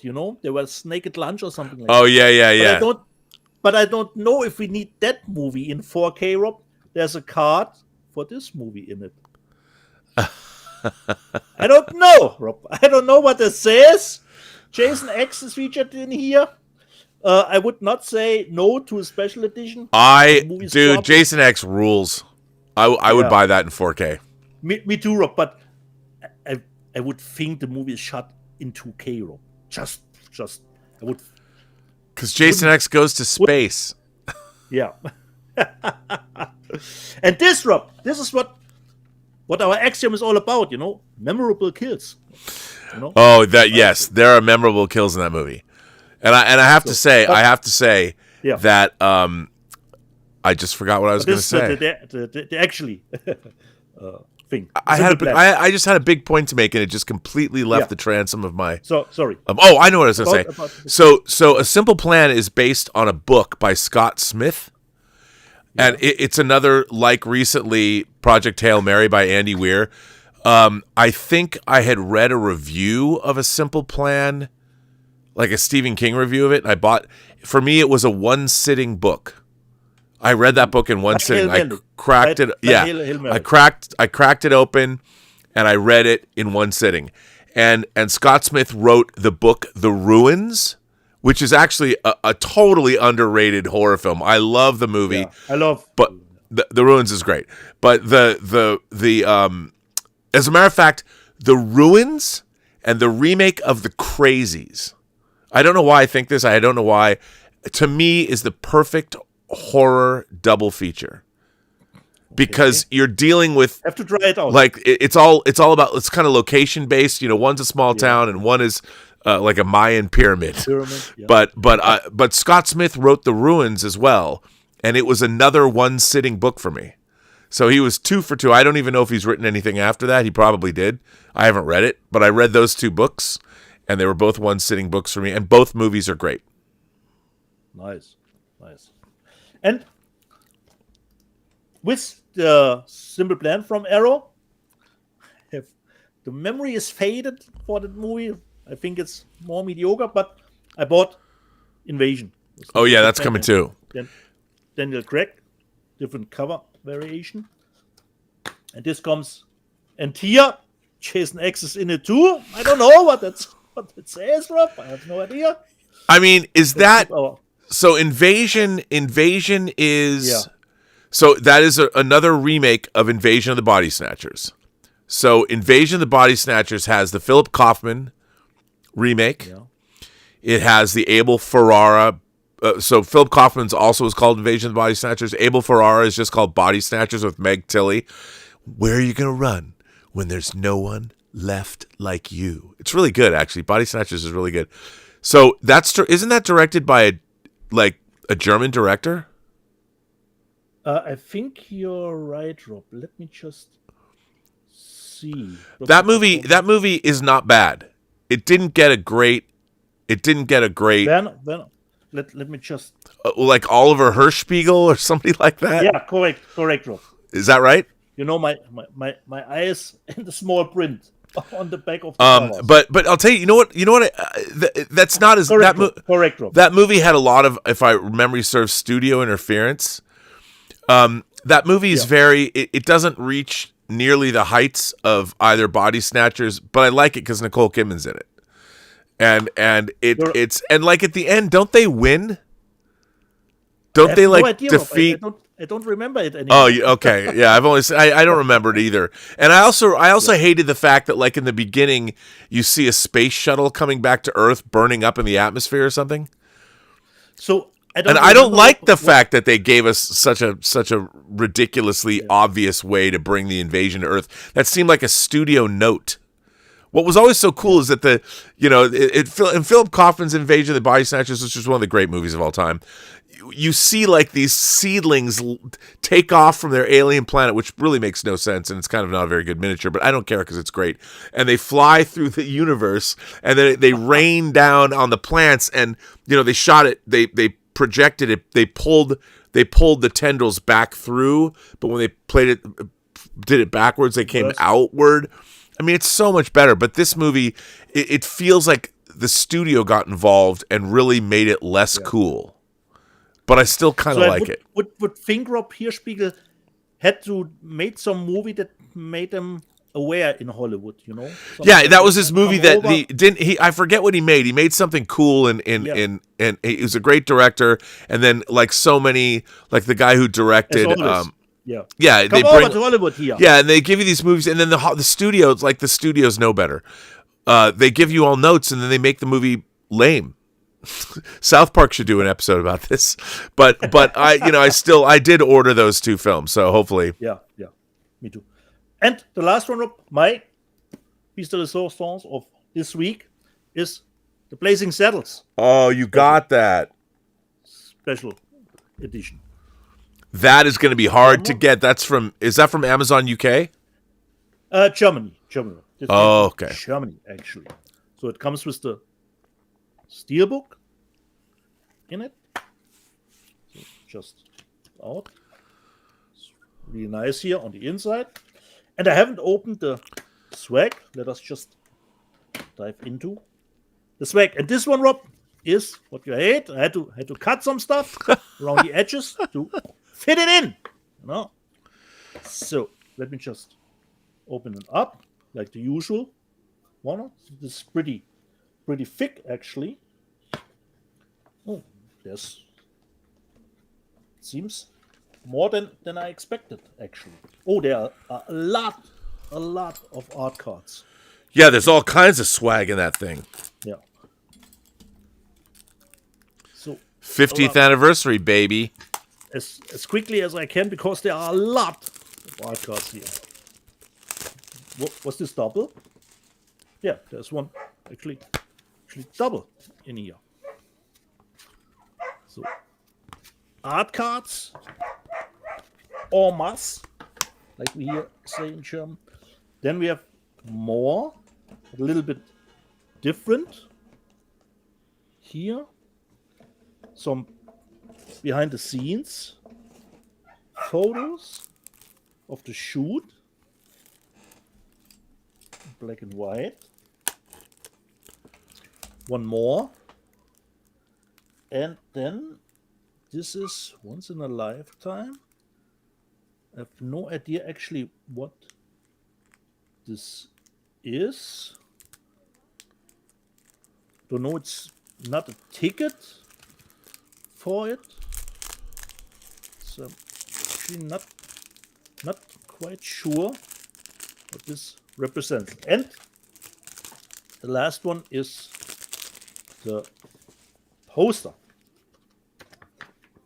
with the original. It's 2 different original. So Blazing Saddles, from my last one for and a fine one it is. For this week. A fine one it is. For my last, I got a box from Vinegar Syndrome that had that Kenji Fukasaku thing. And you know how Vinegar Syndrome saves up some of these boutique labels. If you order a bunch of stuff over months, they save up stuff until your whole order is fulfilled. Well, they did that for me. And then I bought something I sometimes I'll go there and I look at their partner labels and I'm like, oh, okay. That Blazing Saddles is great. So I did get the Kenji Fukasaku. I also got Dario Argento. I got Asia Argento's Scarlet Diva, which I never owned. Oh. So I picked that up. Don't know this. Is this a newer movie? No. It's old. Well, it's not that old. It's from 2000. 2000. Okay. So I guess it is old. Quarter century is pretty old. Then I was very excited to get this. Obviously, almost off the shelf, Rob. It should be already off the shelf. The pop culture. It almost it certainly is. You didn't know it, So it's gone from pop culture. No, exactly. Jeremy Saulnier, who made Blue Ruin, Green Room, nice. and Rebel Ridge. His first movie got released, which I've never seen, came out from Magnet, Murder Party. And I've always wanted to see this. I stumbled across this. Yeah, and so here's the disc, and it's got a lot of bonus features on it. I've never seen this movie, but it's literally about some crazy artists who throw a murder party. It's like a rave. And this was made in like 2007, I think. Yeah. But it had the slipcase because I got it from Vinegar Syndrome. Never seen this. Really looking forward to it. Big fan of Jeremy Saulnier's. So was this movie before Blue Ruin? Yeah, but he made it a long time before Blue Ruin. So almost like 10 years or something. So, but I've never seen it, so I want to see it. Then I got this movie, a Jewish horror movie. I saw the trailer called Attachment that was on Shudder. So I picked this up, and it looked really good. I don't know much about it. Total cat in the bag, other than I saw the trailer for it, which made me want to get it. The disc is from Shudder too? Yeah, yes, it is. And nice. It's labeled Shudder. But, it didn't come with a slipcase. It just came like this. And I did get it from Vinegar Syndrome. Awesome. And then this is, if you've ever seen this crazy fucking movie with Marcel Marceau, Shanks, another Paramount title that their partner label put out. I have the 997th out of 1000th copy. Ooh, this is a hard movie to get. Hard movie to get. So if you haven't seen this movie, I mean, listen to this. Malcolm Shanks is a deaf, mute, reclusive puppeteer who lives with his overbearing sister and her lush of a husband. The only source of joy in his harsh world is his puppets, which is noticed by a beguiling inventor named Dr. Baker, also played by Marceau, who promptly offers him a job as his assistant. Upon Dr. Baker's sudden death, Shanks discovers he can, with the aid of electrodes, reanimate the dead, bringing a new reality to their experiments. So, I'm just saying, this is the final film from William Castle, by the way. The final film from William Castle, and it's decidedly surrealist amalgamation of quirky fantasy and mid-70s character-driven drama. I saw this once at a film festival. I've never owned it. It's definitely something that will be talked about. And again, I love, same company that put out Little Darlings. They put them out in a media book. So, it's a slipcase. And it's really nice. It's got, to have this in 4K, I never thought I would ever have this in 4K. But, perhaps a nice double feature with Little Darlings. Cinematography, the label cinematography, they've been certainly doing well with Paramount's library. And if it's kind of to get William Castle's last movie in this beautiful format, and the transfers are really great. And then the last thing I got, I'm a huge Roman Polanski fan, unapologetic. One of his strangest movies, The Tenant. Oh, nice. He stars in this movie. And I saw this movie in the theater, and when I went to a revival house to see it, I saw it at the Neptune in Seattle. This movie has something that happened in it that I couldn't believe. It's not like horribly sexual, but it is kind of violent. This guy tries to kill himself. He jumps out a window and he doesn't die. And then he drags himself back up and throws himself out again. I'm just saying, did I ruin the ending? I don't care. But look at this. This is, again, comes out from Vinegar Syndrome. Look at this packaging. It's the window. It's the window. And then, of course, this is, in typical Vinegar Syndrome fashion, the packaging is terrific. It does come with a book. And then the slipcase. And it is, of course, in 4K. Again, I had this on home video. These are movies. I don't understand. I get Paramount needs money. But it's wild to watch. Everything has to go when it comes to Paramount. Everything has to go. I see this stuff, and Paramount would never put this out. So God bless these boutique labels. By the way, this has a metallic. I mean, a metallic. There's a magnet. That's great. Magnet clasp. Keeps it closed. What kind of packaging? It's they're these labels. Thank God they exist, because they're the only, as movies have fallen from favor from culture, it's great to have these boutique labels doing this. And help me, Rob, this was before Rosemary's Baby? After. About 10 years after. Oh, 8 years after. Rosemary's Baby, 68. This is 76, 77, I think. Nice. So, yeah, great to have it. And that is my haul for the week. Nice. Nicely done. Cool. Yeah, I don't know if I'm even going to have anything coming, but next week. But there we go.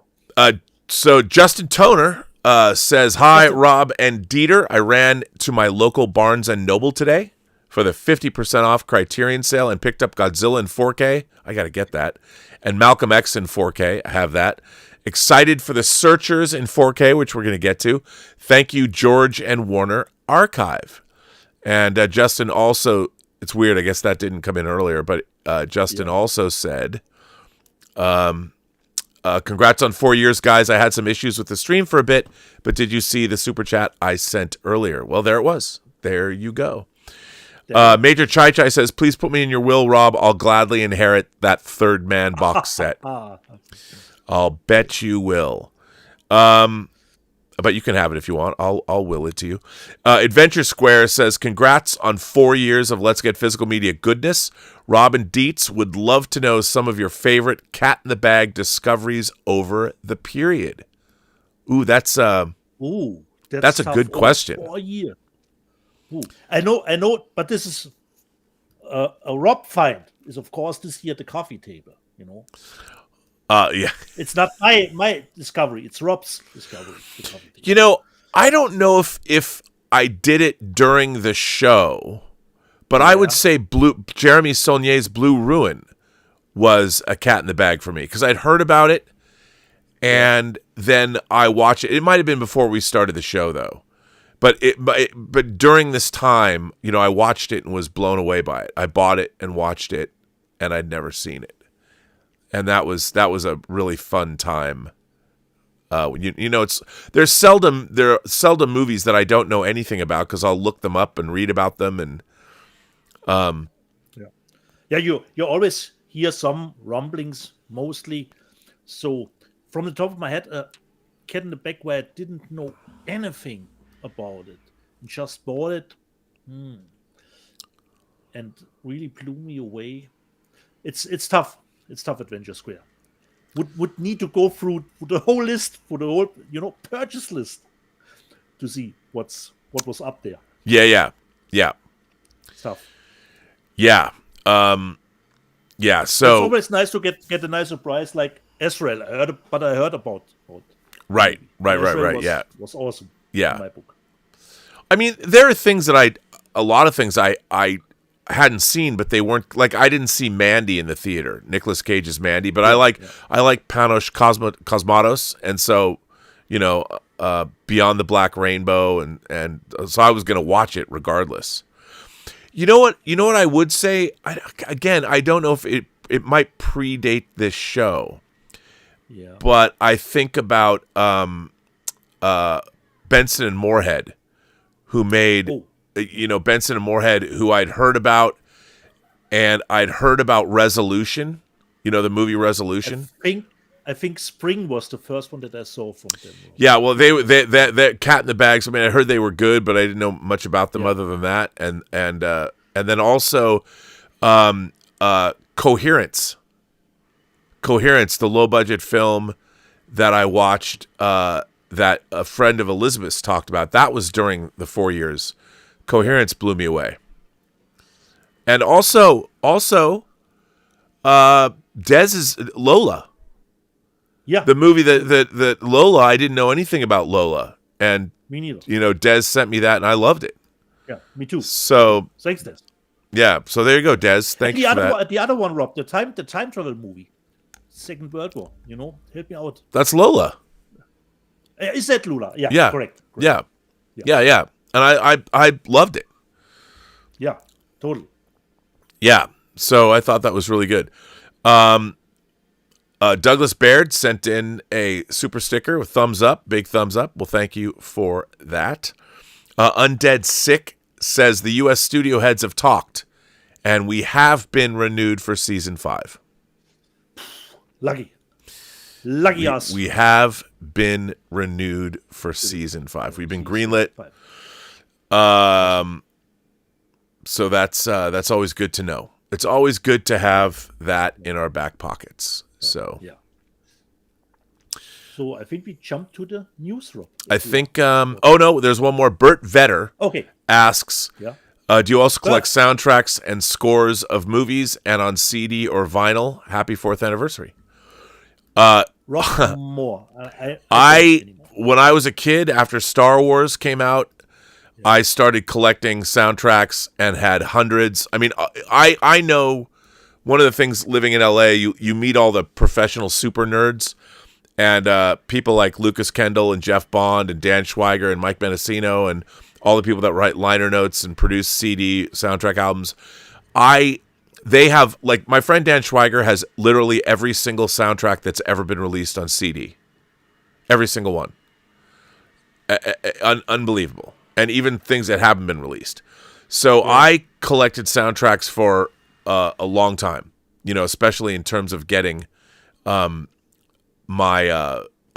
the movies I loved, and there were soundtracks I had for movies I hadn't seen yet, like John Williams' score for The Fury.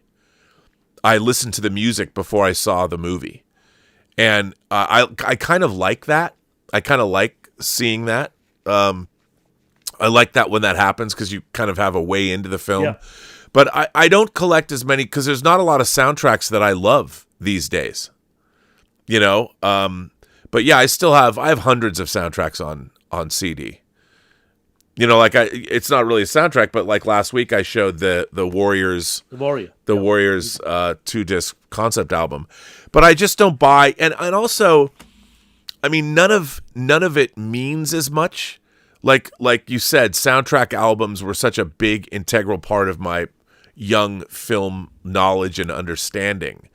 But unfortunately, I mean, yeah, you have, like, the soundtracks we get today are different. They're not as melodic. Look, I like Hans Zimmer a lot, but I like his earlier scores, like the Crimson Tide score is great. Not that I don't love his Dune scores, but they're not the kind of things that you can listen to as much. They're not as even it's almost a combination of music and even sound effects. Yes, as like they're soundscapes. Yeah. But I find myself going back and listening the same. I still love Goldsmith scores. Like I can always listen to the score of Logan's Run, or I can always listen to the score of Chinatown or Planet of the Apes, or his Star Trek scores. Star Trek the Motion Picture, obviously, but even Star Trek 5, and I love his scores. I'm a huge fan. So, yeah, I mean, but I don't buy very many. I just saw that my friend Neil Bulk, he produced, they're releasing Nito Rota's score for Godfather 2. That's coming out, an expanded version, and that's something I'd want to pick up. So there's still soundtracks I do buy. Yeah. So, but it's really tough, Rob, considering watching new movies, that the soundtrack really sticks out to you as something memorable. No, it's true, because I don't think that people use music in the same way, which is unfortunate. I think the last scores that I really loved were the Lord of the Rings scores, but that was like 20 years ago. Cool. Yeah. You buy those and they're great. And like, it's not that I don't love Harry Potter. Harry Potter's fine, but Harry Potter, I'll tell you something. I'll admit this now. People are going to probably come after me with pitchforks. I read only the first Harry Potter book when it was called Harry Potter and the Philosopher's Stone, because kids don't know what philosophers are. So they changed it to Sorcerer's Stone in America. But I read it as Harry Potter and the Philosopher's Stone. I was really disappointed in the first Harry Potter movie. I think it's a movie. Chris Columbus did a fine job, but they had to be so slavishly devoted to the original text that it is a movie about magic that I don't feel is magical at all. Prisoner of Azkaban is my favorite of the Harry Potter movies. I've watched them all. They're fine, but I don't have an attachment to them. So I never bought the scores, although the theme to Harry Potter is a great theme. John Williams, another one. Yeah, it's great. Great stuff. So, but I still collect soundtrack albums. Yeah. So there you go. So we are caught up with the super chats. Should we go into the news? Because Vegas. One last one. Vegas RoboCop says congrats on 4 years, guys. Hope we all celebrated November 6th. It was the 31st anniversary of RoboCop 3. Man, I feel old, aka RoboCop flies. Yeah. Fred Decker directed that. Director of The Monster Squad directed RoboCop 3. I did not celebrate this anniversary. I did not. No. So, but was another anniversary yesterday, Rob. The wall came down 35 years ago. What did? The wall. The Berlin Wall. Oh. Yesterday. I should watch Wings of Desire. Far Away So Close. As a side note, into the news, Rob. I like that. Into the news. The headline of this, everyone knows Warner Archive is a sponsor of this channel, sending us all their stuff. And I have to say that the impresario, the grand poobah of Warner Archive is, of course, the great George Feltenstein. And I have to say that George Feltenstein is a man unique in Hollywood, unique in the entertainment business, not just because for his limitless love of cinema, the art of cinema, but he has spent his life working in various aspects of cinema, starting out booking old art house stuff, and he's worked his way up. There is nobody in Hollywood that knows more about the actual films themselves, where they exist, where prints are, where can you get the elements. I mean, he worked at MGM. He's been at Warner Brothers for a very long time now. When they were doing The Purge, the AT&T, the ill-fated AT&T Discovery changeover, all that stuff happened. What was he going to come back to Warner Brothers?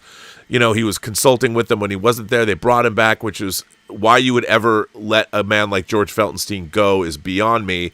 I mean, honestly, if they should, with the state of cinema, they should really create a national cinema.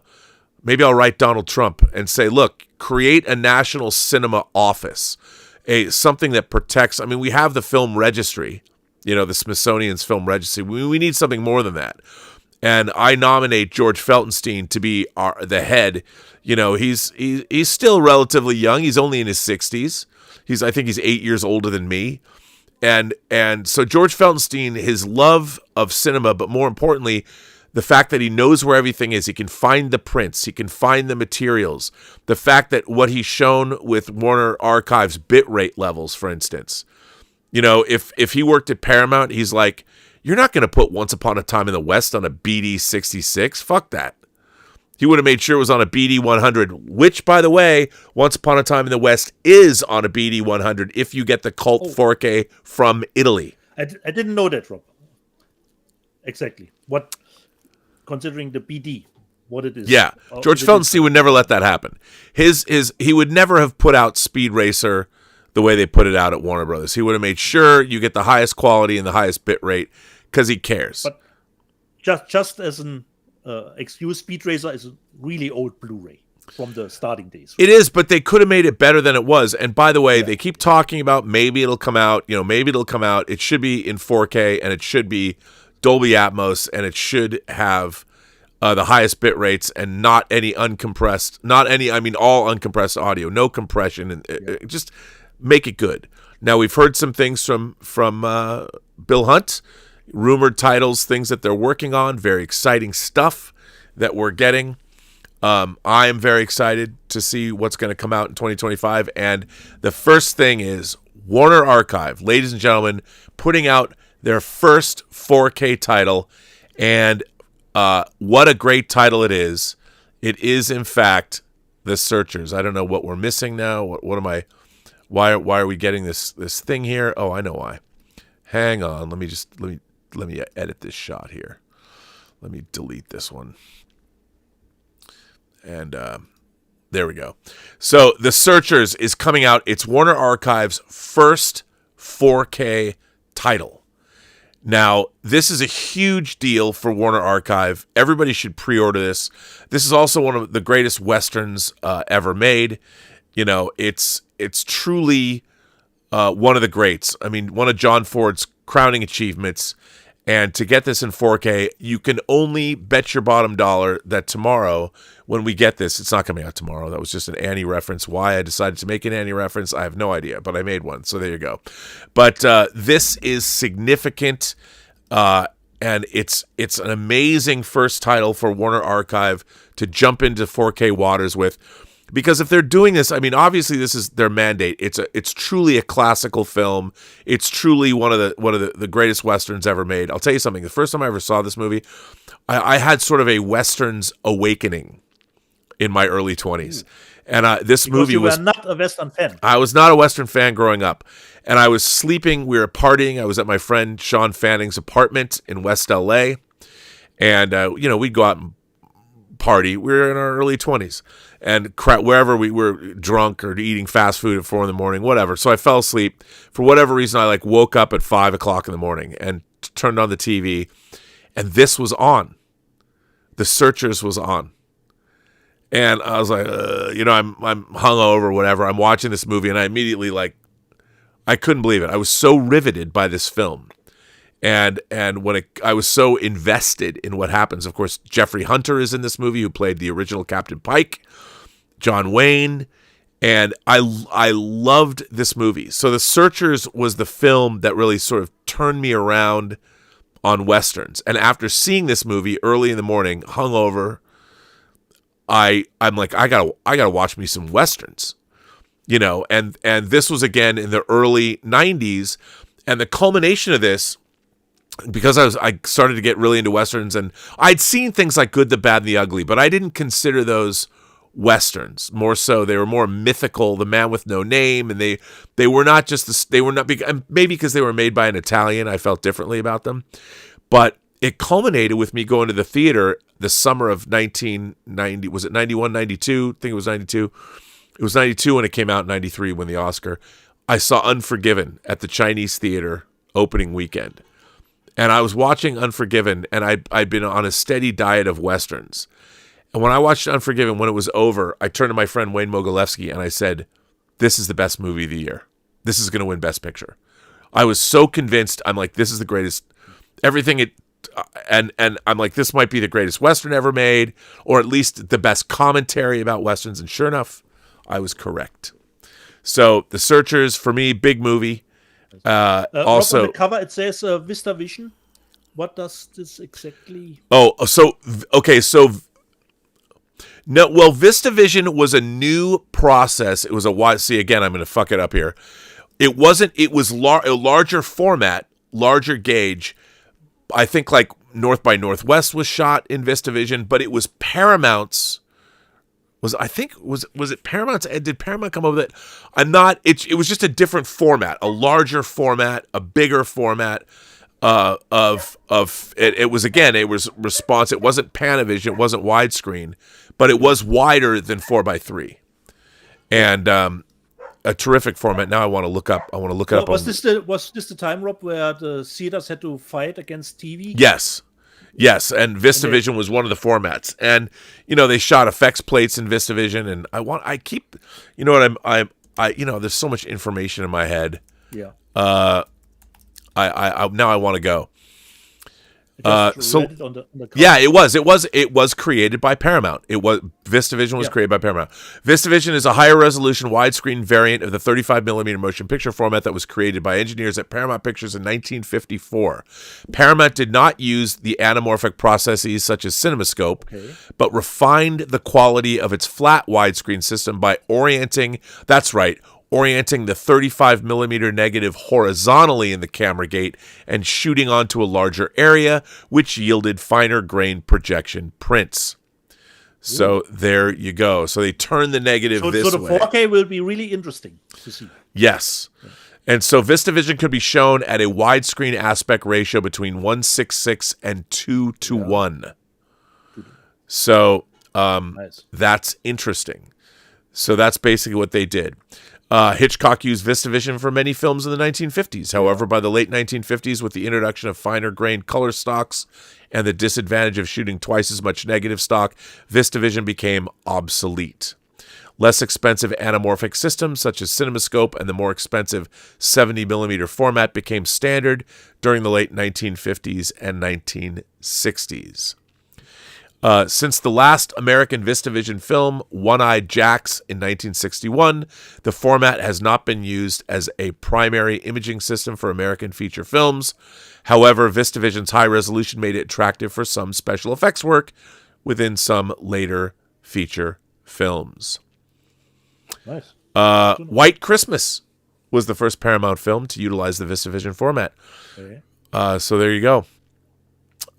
The most well-known Nice film to be background. completely filmed in VistaVision was Vertigo. And the last American film... Oh, and this is interesting.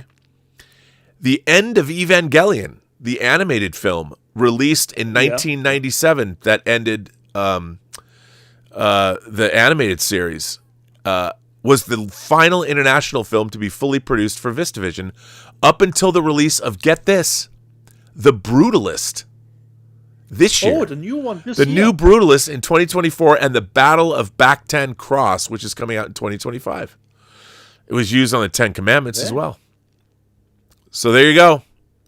There you go. Okay. Oh, the red Monstro sensor is a modern incarnation of the VistaVision sensor. Cameras that utilize the sensor include the Red Ranger Monstro, the DSM-C2 Monstro, and the Panavision Millennium DXL2. So there you go. There's your little VistaVision lesson courtesy of the Nice internet. knowledge dropping here. So, again, George Feltenstein, again, who should be made the international film czar of the world, is responsible for this, and everybody at Warner Archive. So pre-order this, and let's get this their biggest selling title ever. At least I hope so. Yeah, because you know what? If this is the case, and who better to release things like, unless Criterion takes it? Obviously, Excalibur, Contact, Altered States.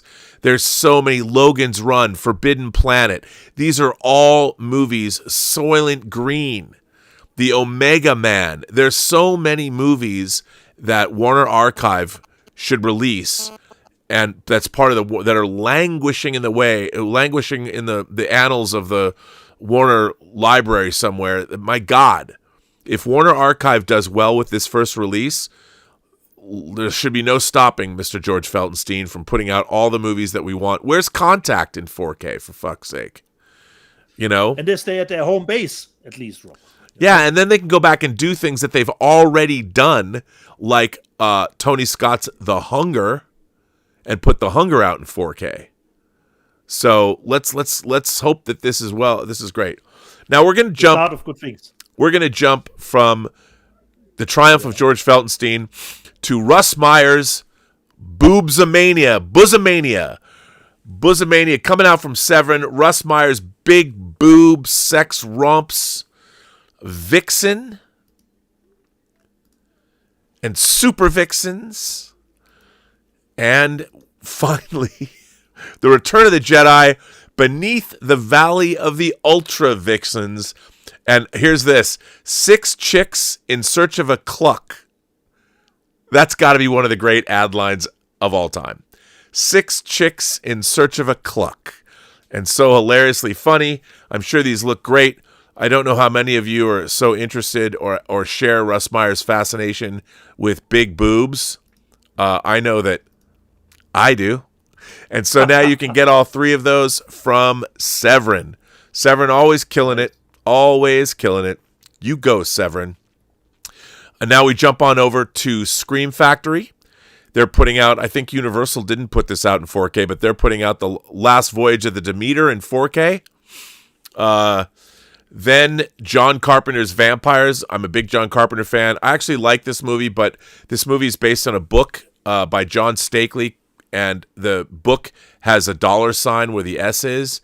And the movie ultimately disappointed me because it was done on a much lower budget than it should have been. If there's anybody, if Roy Lee is out there, he should remake this movie as a big budget film because it would be awesome. They're also putting out the Shaw Brothers Volume 5 classics.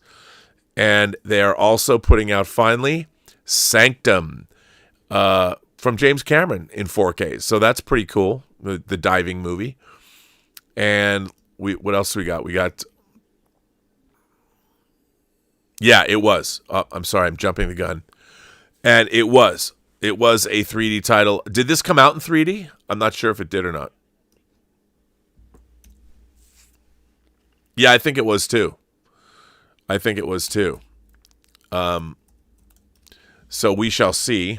But for those Russ Meyer movies, the Seven, they're all in 4K. There's all kinds of stuff like the censors prologues. There's audio commentaries. There's all kinds of things. They should have made these into a box set, I think. But hey, if you want to get them individually, you can. Why not? Now, 88 Films, man. 88 Films, another favorite label of ours. Obviously, great purveyors of Asian cinema and stuff. They've got a huge slate coming out. So these are upcoming releases. This is called Love Unto Waste. This is a 1986 film. It's a moody blend of romance, mystery, and urban tension. And my main man, Tony Leung, stars as a listless young man drifting through the glamorous yet hollow nightlife of 1980s Hong Kong. When his close friend is found murdered, Tony and his friends find themselves entangled in an emotional and psychological struggle to make sense of their shattered lives. Chow Yun-fat delivers a riveting performance as Inspector Lan, a sharp but world-weary detective who delves into the case. You had me at hello. So, no, but, I mean, Tony Leung and Chow Yun-fat, the stars of Hard Boiled in an earlier film, bring it on. Then they're putting out Rouge, which, that looks pretty interesting. Stanley Kwan's emblematic Hong Kong second new wave film, Rouge.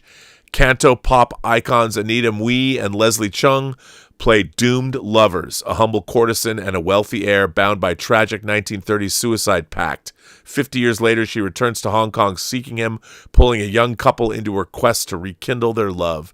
This sensuous ghost story with its lush visuals and haunting mood serves as a poignant elegy for love lost and a vanishing past. Come on, what's not to love?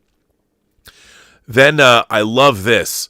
They've got this label that they're putting out all this British horror, the Haunted House of Horror, and they did Witchfinder General. I have their Witchfinder General, and they're awesome.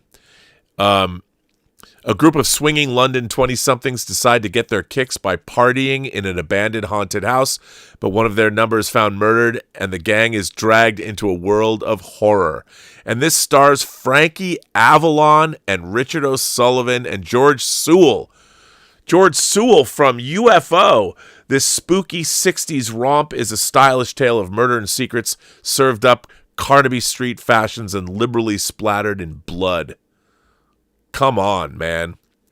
Now, the thing that I know you're going to want the most is it this?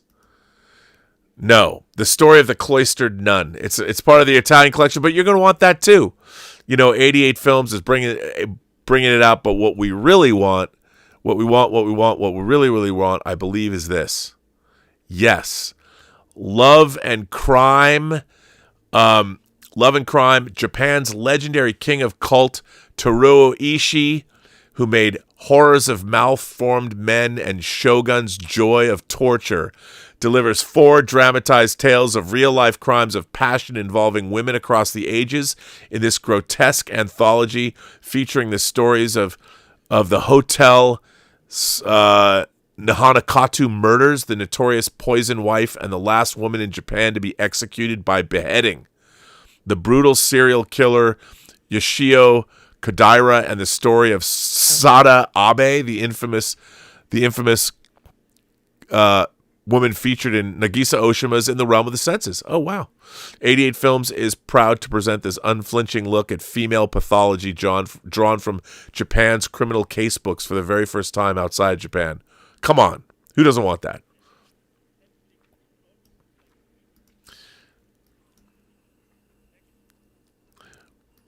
I think that with the sidebar here, almost looks like it does come from Radiance. Almost. It does with the Obi, but it's 88 films. The Maybe they're taking a cue. From that. But who doesn't want that, Dieter? Who doesn't want it? Looks nice. And it does look. I love you said it. It does look nice. Looks nice to me. Yeah. So that looks good. Now the story of the cloistered nun. Yeah. What is this? All these. Okay. I mean, nunsploitation. Who doesn't love a good nunsploitation movie? After she rejects the marriage. What's that? 18 certificate. Important. Yeah. Well. Well, listen to this. 18 certificate. After she rejects the marriage that her wealthy parents have arranged, young Carmela Simone from Argento's Inferno is packed off to the convent to become a nun. But there she finds the other brides of Christ have some very bad habits. There are power games and sadism, and not everyone is sticking to their vows of chastity. Co-starring exploitation queen Susie Kendall from The Bird with Crystal Plumage and Catherine Spock, The Cat o' Nine Tails, the story of the cloistered nun is an erotically charged assault on our repressive institutions. The Altar Boys at 88 Films are proud to present this ripe slice of nunsploitation on Blu-ray for the very first time in the UK. And then, I know, right? And then we've got we got the Erotic Ghost Story Trilogy. Box set of the erotic. Got to get these, you know. If you haven't seen these are a lot of fun. The Erotic Ghost Story Category movies. 3 stuff, Rob. Yeah, you gotta love it. At the bottom right, Category 3. Yeah, and you gotta love it. And then we have Jackie Chan in Dragon Fist in 4K. Okay. Which is pretty great. And then we have The Lady Assassin. I don't think that's part of 88 Films. No, it's not. Oh yeah, it is. That's part of it. Okay. The Lady Assassin from Hong Kong's legendary Shaw Brothers comes a blood-drenched story of ninjas, eunuchs, and dark palace intrigue. So there you go. What's not to love? And then finally, we have they're putting out 88 Films is putting out Masters of the Universe, which is okay, awesome. And they're also putting out another Jackie Chan movie, Magnificent Bodyguards in 3D. What's not to love? 3D? Okay. Yeah. Right? You got to love that. So 88 Films, quite the slate. 2025 is already shaping up to be harsh. It's harsh. Yeah. And then I'm so happy. Mubi is not going to Decision to Leave Us. They put out a Blu-ray, and then soon after, they followed it up with a 4K of Decision to Leave. Mubi is doing the right thing, and they're putting out The Substance in 4K directly. You go, awesome. Mubi. Awesome. Thank you for that. I'm very happy that we're getting The Substance. Hell yes. The Substance is coming out in 4K, even though Dave Hargrove didn't like it. Okay. It's not his cup of body horror tea. Yeah, he didn't dig it. He didn't dig it. Now, Treasured Films is putting out the 1978 Satan's Blood. I don't know much about this movie, but it comes out on December 9th. It's diabolical hijinks, gory thrills, and devil dolls abound in this essential Euro horror entry from Franco Spain. Francoist Spain. When a young married couple venture out into the city of Madrid, they have a chance encounter with a mysterious couple claiming to be old friends of theirs who invite them back to their large, secluded villa out in the countryside. What follows is a night of bizarre satanic orgies, blood-curdling nightmares, and gruesome murder as the young couple are thrust into an entangled world of Kabbalistic ritual where their very souls may well be the next offering to the Dark Prince himself. You know what? That sounds like my Saturday nights. I'm very looking forward to doing this and seeing this movie. I will buy this. What's not to love? Because you know me, one day I'm going to finally found that satanic cult. And it seems like after the election, what better time than today to counter the forces at work to start my own satanic cult? It's going to be full of blood orgies and all kinds of things. Sacrifices, no eating kids, and no adrenochrome. True satanic worship the way it was meant to be. We don't need any of that other crap. We go straight to the source. By the way, I'm joking, people. I'm joking. I'm joking. People are like, Rob's starting a satanic cult. Look, if you want to send me money, I'll start a satanic cult. I will. I promise. But not today. Then Kino Lorber is putting out Nathan Hayes.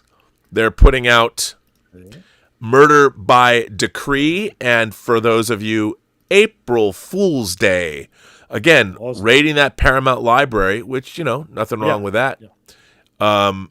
That's a lot of fun. This was a great take on the slasher movies. Oh, yeah, it really was.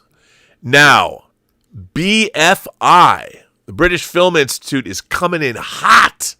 Hot. Guillermo del Toro's first feature, Kronos, in 4K. As many of you remember, my ex-wife, actually, she was on the original cover of the American Kronos DVD.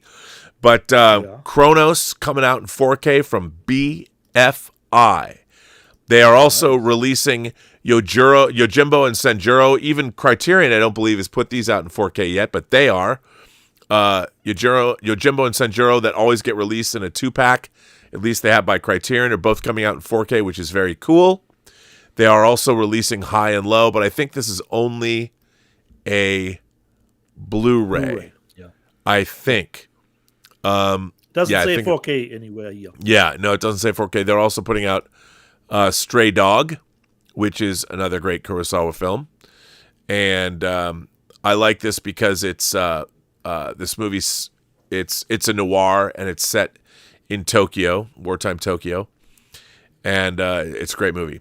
And then they're putting out a set, something I probably won't buy, of Chantal Ackerman's films, Volume 1, and she is the daughter of Holocaust survivors, and she directed more than 40 movies in almost 50 years.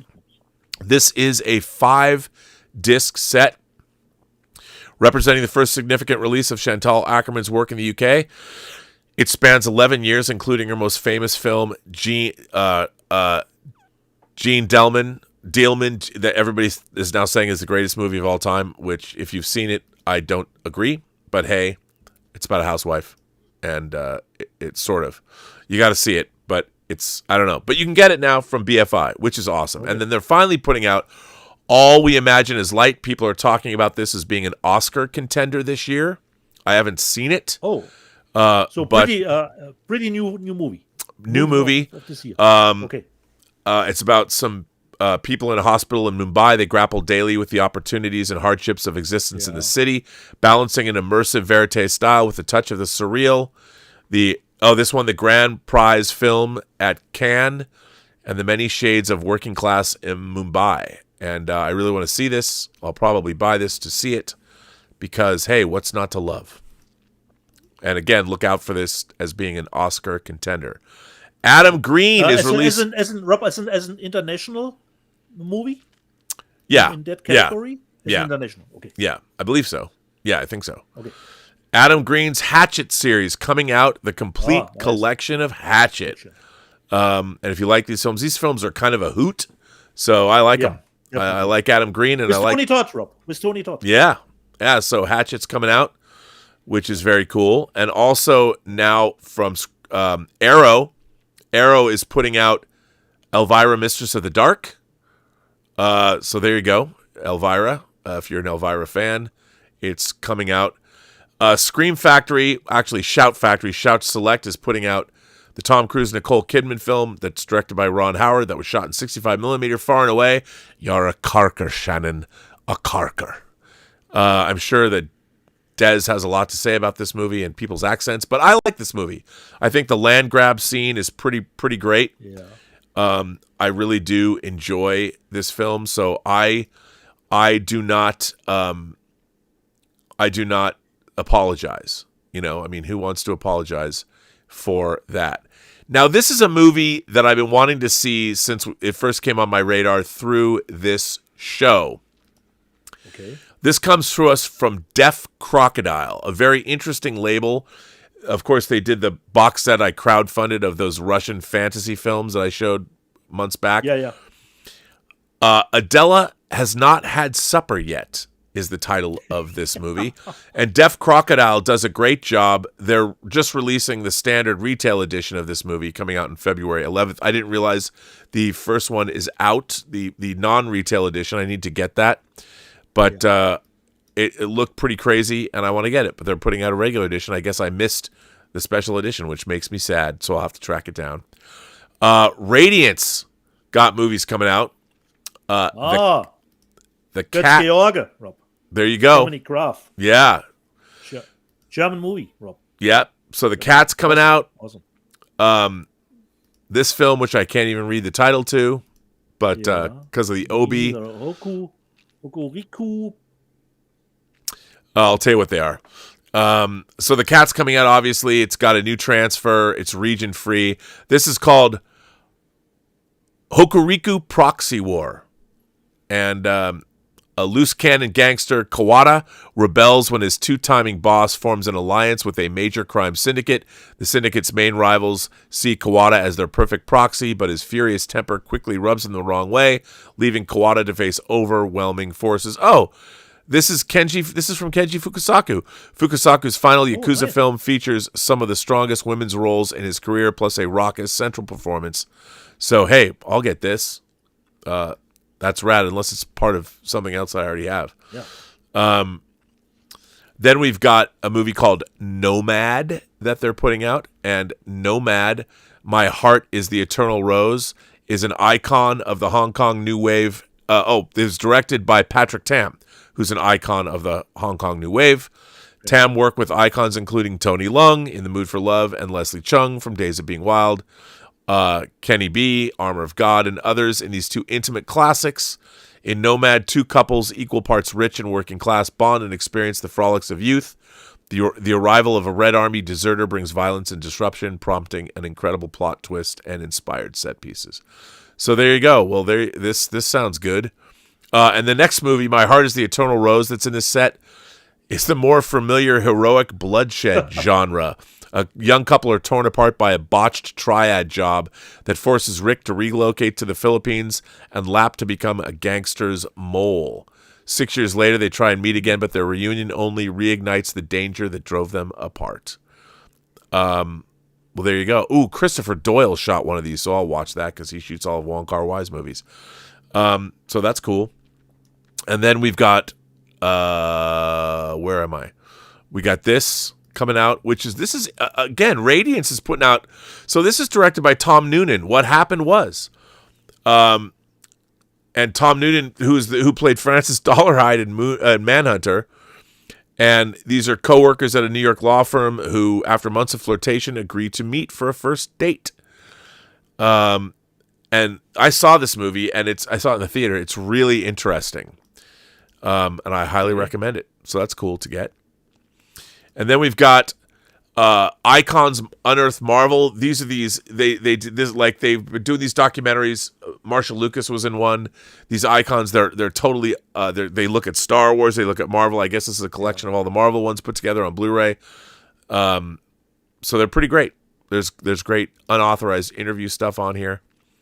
Now, one of my favorite things that was announced this week, which is pretty hilarious, is not this. Okay. but this is coming out from Kino Lorber, another Kino Lorber title with Burt Reynolds to put next to Gator, the early Burt Reynolds sex appeal stuff that's coming. So why not? There you go. Fade In's coming out from Kino Lorber. Never Let Go is obviously coming out from Halle Berry. The entire House series is coming out on Blu-ray, not DVD, but Blu-ray. So if you like House, the whole series is coming out. Not lupus, Rob. It's not lupus. No, it's not. It's not lupus. No, it's not. But this movie. Okay, this movie. I saw this movie on cable when I was a kid. Lifeguard. This actually stars, get this, Sam Elliott plays an aging Sam Elliott is the lead. This is a Paramount movie from the mid-'70s. Go watch the trailer. It's on YouTube. Lifeguard, watch the trailer. This movie is just full of sex, and it's all about, will this lifeguard be able to maintain his lifestyle? They want him to retire, but all he does is bang hot chicks and sit on the beach. This movie is awesome, and Sam Elliott is in it, and it's got a lot of people that went on to do a lot more memorable things than this. Okay. But God bless Paramount. I don't think Paramount's putting this out, though. I don't know who's putting it out, but it is coming out. You have to start somewhere. With your and now... Yeah, you have to start somewhere, and Sam Elliott stars in this. So if you ever want to see Sam Elliott on the beach with no shirt on for most of the movie, here you go.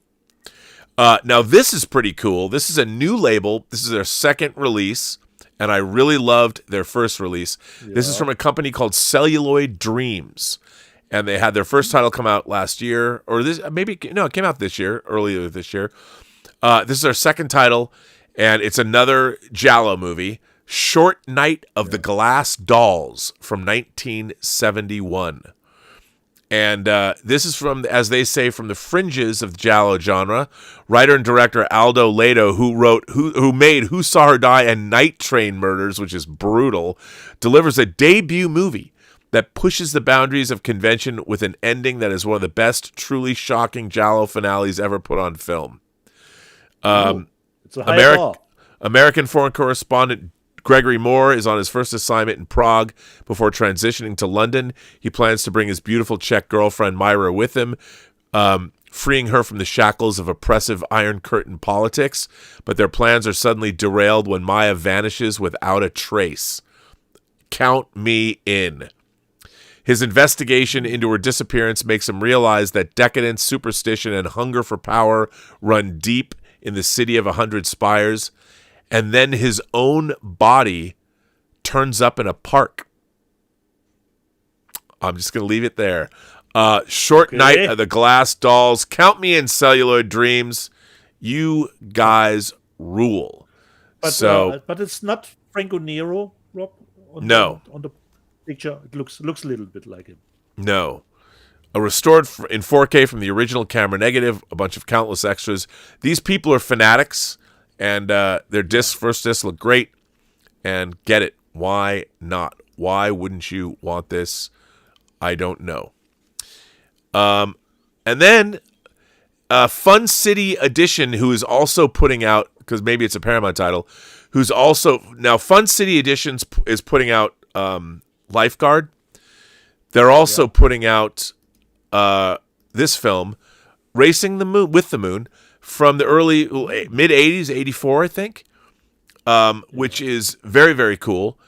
And I got to tell you, I'm a big fan of this company, Fun City, that's putting out Lifeguard and putting out Racing with the Moon, because they're a partner label of Vinegar Syndrome. They put out Bobby Roth's Heartbreakers with Peter Coyote and Nick Mancuso, a movie that I saw in the early 80s, maybe 84. They put that out recently through Vinegar Syndrome. I guess not through Vinegar Syndrome. They're their own label, but they did a really good job. There's some really interesting extras on it, and really enjoyed it.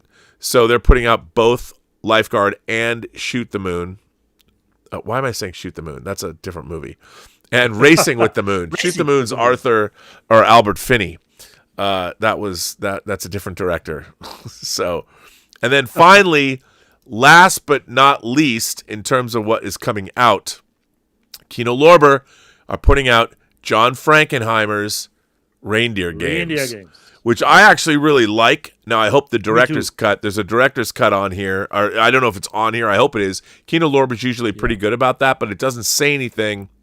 I don't think it has limited. You know what?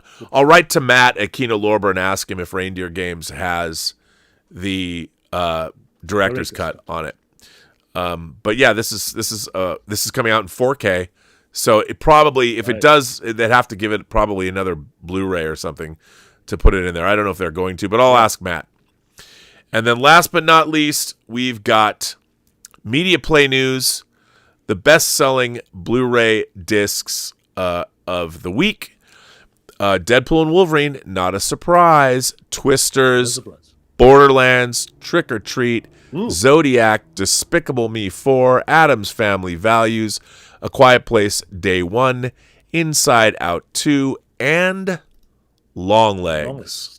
So there you go. And here are the 4K titles. Deadpool and Wolverine, which I didn't buy. I can't believe I didn't buy it. I'll get around to it one day. Twisters, Zodiac, Trick or Treat, Addams Family Values, Borderlands, Drag Me to Hell. Ooh, I forgot that came out in 4K. It's probably the Steelbook Rob. Yeah, I got to get that. How the Grinch Stole Christmas, Arcane League of Legends, Season 1, and Awesome. Longlegs. Did you ever get your Arcane? Is that what you were saying, or did you watch it Shut again? the fuck up, Rob. Okay, sorry. In I'm just December. saying. Just asking. In December. PlayOnNet had to reschedule in December, Rob. I will get it in December. So that's all For the Christmas, news for that's fit Christmas. to print. For Christmas. So, That's Rob, I would the say news, buddy. you can take a little break. I take over for you after this immense news section with the live chat readout. You can watch the dogs, what they're doing. I'll be right back then.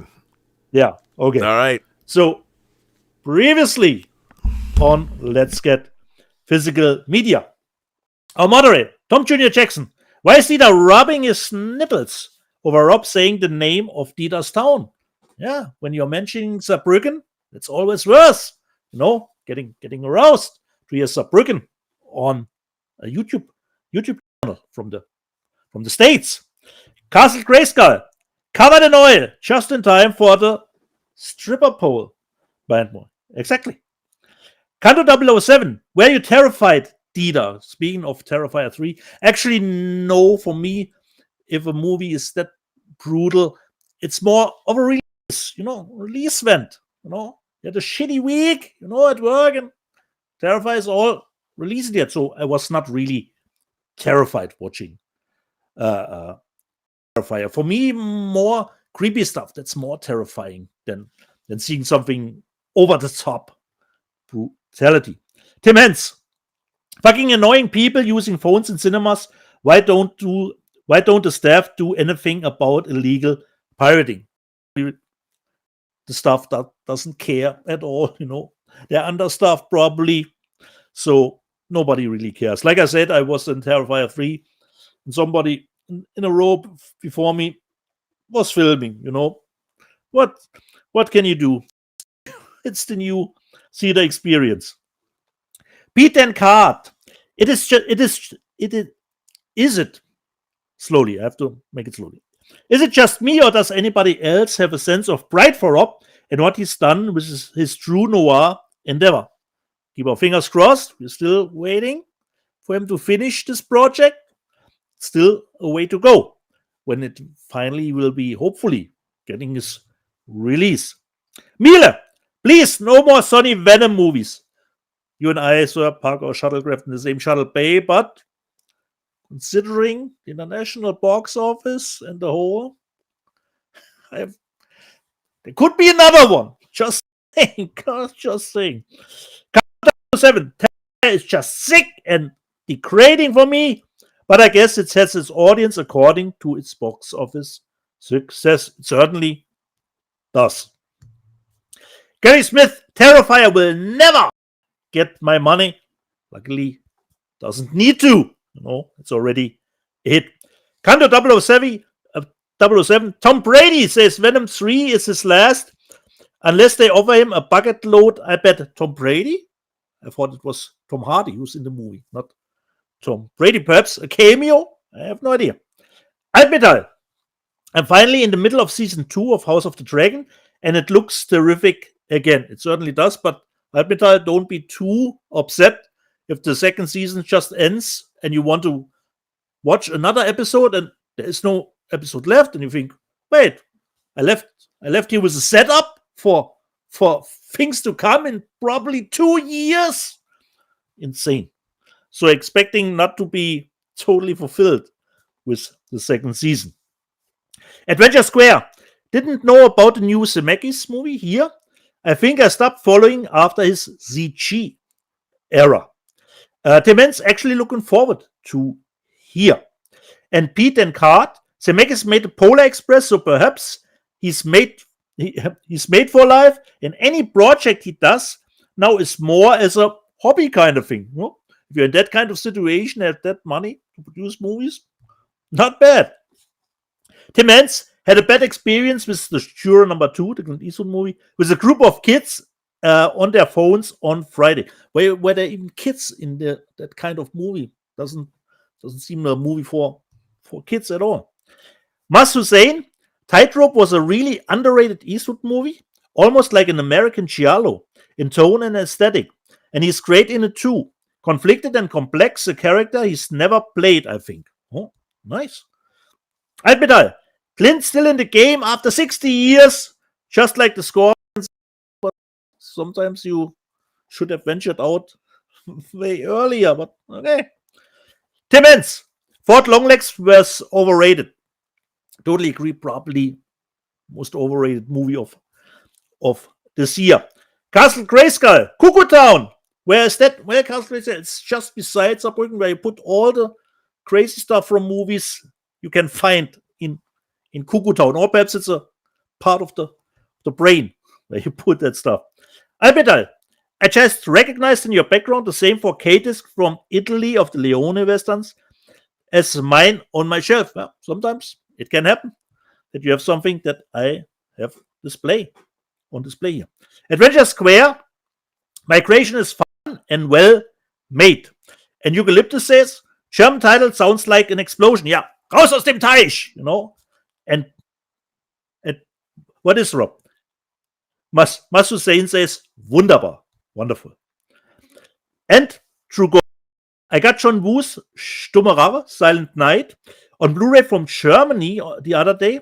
It's not released in the UK. And Drew Gordon, I was surprised, and I actually went to Amazon UK. It's actually, you're right, it's not out in the UK on disc, strangely enough. Just as a DVD, I believe. Castle Grayskull. I love when Dieter speaks German. Ja, das kann manchmal passieren. Das freut mich natürlich sehr, so etwas hier zu lesen. But I'm trying to get better speaking English. Tim Hance, was Mission Impossible Fallout originally released in 3D? Don't remember that. Actually, there were possibility to see it in 3D in theaters. I went to the IMDb's, went through the technical specification, and there was some digital 3D file that was created, but it was probably a 50-50 thing where you could really choose how you want to watch the movie. Thomas Logan, Longlegs was for the kids. They loved it, and Neon made bang. It was a very uneven movie. I Agreed. Kevin M. Baumann, Deadpool and Wolverine Steelbooks just went down to $48 on Amazon. 8 days after release, still a pricey Ridiculous. Price, Disney should be ashamed. Yeah. Andy Haynes, they are 44 and 45 pounds in the UK. Okay. And that's it. Brave New World will be the first movie I will buy from the MCU if it's great. Okay. I think the new trailer dropped yesterday. Adventure Square. I love Deadpool and Wolverine. I don't know why people actually expected a storyline. It's bonkers comedy. Yeah, Adventure Square. I don't know who in our space here expected a story. Deadpool and Wolverine. Because Deadpool 1 had a great story. So let me just see if there was anything else. Tim Hance, same as Rob. I will pick up Deadpool and Wolverine when it goes down in price as a Schnäppchen. I'm in no great hurry. Barlord, speaking of Star Trek 3, Trek 3 is where I entered the franchise, so I'll always give it a pass. Dickie Holmes, comedies are only funny the first time. If that, zero rewatchability, unless you enjoy fake laughing. Oh, I wouldn't say that. Yeah, the first time the laughs are probably louder, but why are people just like me watching sitcoms over and over again? So I'm not in the same boat here. And that's it. So because you are right about Return of the Jedi, people like me can't love it, Rob. Because that's basically what you said on that show. People are being upset considering Return of the Jedi. And of course, there's still the ongoing discussion about Joker 2. Eucalyptus. Joker 2 is okay. You're all tripping. Ramon. That's such a boomer take, Rob. I'm a proud fan of the first Joker film.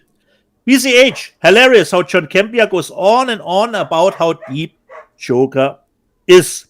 And Barlord says, it sounds it's the right film at the wrong time. Time will tell about that. Thomas Logan, yep, not a musical. And Jim Alaska says, even when Skyver said Joker 2 was a really good movie. Oh, nice to know. Major Chicha, I agree with you, Dieter. Nice. There were musical scenes, not musical numbers, in Joker 2. Tim Mentz, the musical scenes were all in Arthur Fleck's mind, weren't they? Yeah, they were. And Thomas Logan answered, yes, he has the mind of a teenager and retreats into musicals when he feels pressured. Drew Gordon, One Piece is epic, certainly considering the amount of episodes that One Piece has. And Mas Hussein informs me, because I didn't know that, it's possible to learn more. Top Kapi, it's in Turkey. Okay, now I know that. Because I asked Rob what the title means, and he said it's a place. So I know it's in Turkey. Molilani, you know Venom 3 is bad. Dieter won't even be buying it. But I haven't seen it, but I will not buy it. Never. I bought the first two. It's over. It's those Venom movies. Albion, is Deed still pinning most his boxes? Yeah, but once again, not boxes, just some stuff like this here. Lovely, dark, deeply. That I would be pinning, but I have to continue with that. BCH, that's a lot of stuff for Triangle. Yeah, it certainly is, and I love it. Mila, I hope Dieter has a finished attic and basement. Unfortunately not. I will just send everything to Rob, you know. He will buy me one of his storage lockers, but we have to pay rent for that at some point. Altmetall, is joint security area in HDR? I would say. Let me just see if I can find something out about that. Because where is the slip back if JSA is in HDR? And it says here, yeah, 4K HDR feature, even with Dolby Atmos, if the technical specs on the slip are correct. And AJ wants to know, is Triangle a remaster from the domestic Blu-ray? I can't tell you that, actually. I would need to watch it and see where my Triangle Blu-ray is to make perhaps some comparison. I don't know, but Triangle is not in 4K, so probably the same, perhaps even the same disc could be. And this is not from the live chat, this is a Rotten Tomato quote, considering Arcane the season 2 for me, which is actually pretty fitting. A video game company invested a ludicrous amount of time and money on what could be considered a long-form advertisement and wound up with one of the best animated series ever made. Exactly. This was from Dylan Roth from The Observer. Planet 628. Kelly's Hero is one of the first movies I have ever watched when you are too young to understand it's not real. That's the best time, you know. At the best time, every movie has verisimilitude back in those days. Walter White Walker won't be here next week on account of it being my birthday, not only yours. We have our birthday too for you. Let's get Visible Media. but can I get a German birthday song and I can watch later when Dietz does the previously on maybe a birthday Schnauzer. I will not sing because I will try to keep my audience, not drive them away. But Walter, happy birthday to all of us. Kronos Godwissen, I like Highlander sequels, even though it's about the last thing that should have ever had one. Yeah, you're right on that one. And Rob showed in the news section that Vinegar Syndrome will put out Congo in 4K. The Introspect M. Congo starts well enough and has a good setup. but the payoff is rushed and lacking. Justin Toner, Conga 4K is tempting. Yeah, somehow it is. And here, Bo Edmonds, a new name. Hi, Rob. I'm a new member. I enjoy your enthusiasm for movies and physical media. It's great to meet you and be here. That's always nice. Well, that's always nice to hear. Thank you for the kind words. That's what we're here to do is to gin up enthusiasm for the greatest art form in the world that seems to be waning these days. Yeah, for movies, especially on physical media. And Thomas Logan thinks there's a pattern for Rob with movies that came out between 83 and 93. He hated everything. Or he's just saying, oh, it's fine. You know? That is so not true. I love Temple of Doom. That was 84. There's a lot of movies I love that came out at that time. It's just, you know what I think it is? It was, you have to understand, in the early part of the 80s. Just those one or two examples. You know, the Goonies is always one. That was 85. That was 85. Yeah. But he says 83 to 93. No, that's one of the examples. There's all kinds of great movies that came out during that time. What I don't like is like the Ghostbusters 2 is terrible. Here's what I found. Here's what I find frustrating about our modern fan audiences. You know, I'm not blaming fans, but there's no critical acumen. Like it's okay. Like the love of Return of the Jedi, I totally understand. I get it. It's not a good movie, but I understand why people love it. The Goonies, if you saw it at a certain point in your life, of course you're going to love it if you see it as a kid. But even I grow up and I've seen things that I saw as a kid that I look back and go, it's just not so great. I mean, I like it for nostalgia's sake, but it's not demonstrably a great movie in hindsight. So, like, we all have those. And I'll tell you something, the summer of 1989 might have been the most disappointing summer. The summer of 82, we talked about how everything was amazing, and it was. The summer of 89 had the James Bond movie License to Kill, which I didn't like. It had Indiana Jones and The Last Crusade, which, again, I didn't like because it turned the franchise into a goof. The tone of it was not the tone of Raiders. You had Batman come out, which was, I thought, not what I wanted. Ghostbusters 2 came out, which was not great. So it was these big legacy sequels that I was looking forward to that didn't deliver. And so, look, I'm an easy lay, but even the people that made Ghostbusters 2 will tell you. Bill Murray, I was reading an article this past week where he was talking about how it wasn't the movie that we wrote. The movie that we were going to shoot was not the film that we signed up to make. And so, you know, that happened a lot. And it was the time when these big blockbusters, there was a lot more studio interference and studio oversight and studio notes. And so it was just a changing time. So there was a lot of movies that were second guessed, which is a bummer. Highlander 2 being one of them. Yes. The Felon Attorney Oregon says, Gladiator 2 will be like The Godfather Part 2. The sequel will be better, I hope, he says. No. Tim Hens, As somebody who's seen it, I enjoyed Gladiator 2 a great deal, but it is not better. It is not better than Gladiator 1. Okay. Tim Hens, if Maximus doesn't appear as a Force ghost, I will be bitterly disappointed. He doesn't. There's flashbacks to the first movie, but he doesn't appear. Yeah. Mila, I love Dieter's Lost Boys rant, and Albion says, the Lost Boys just fine. Yeah, Mark, we were all in shock when we heard that. Thomas Logan, Folie à Deux is brilliant filmmaking. Okay, nice. And the Felon Attorney Oregon, Batman Forever Schumacher cut is what I want. Yeah, me too, but probably not going to happen. If it would have been at the beginning phase of Max, where Rob said, okay, now there's a possibility for the Snyder cut, but we are past that. No, probably not. And Stubble McShave, it's funny that buzzer sounded on the episode with our Star Trek quiz. It can happen, Stubble. It can happen. That was the live chat room. From well, all right, there we go. our 4th anniversary show. That's to the day. 4th anniversary to the day. To the day. I couldn't believe it myself. I know it was November, and I checked it back when was the first episode, and I thought, hey, it's November 10, actually. I was surprised myself that it's actually November 10. That's amazing.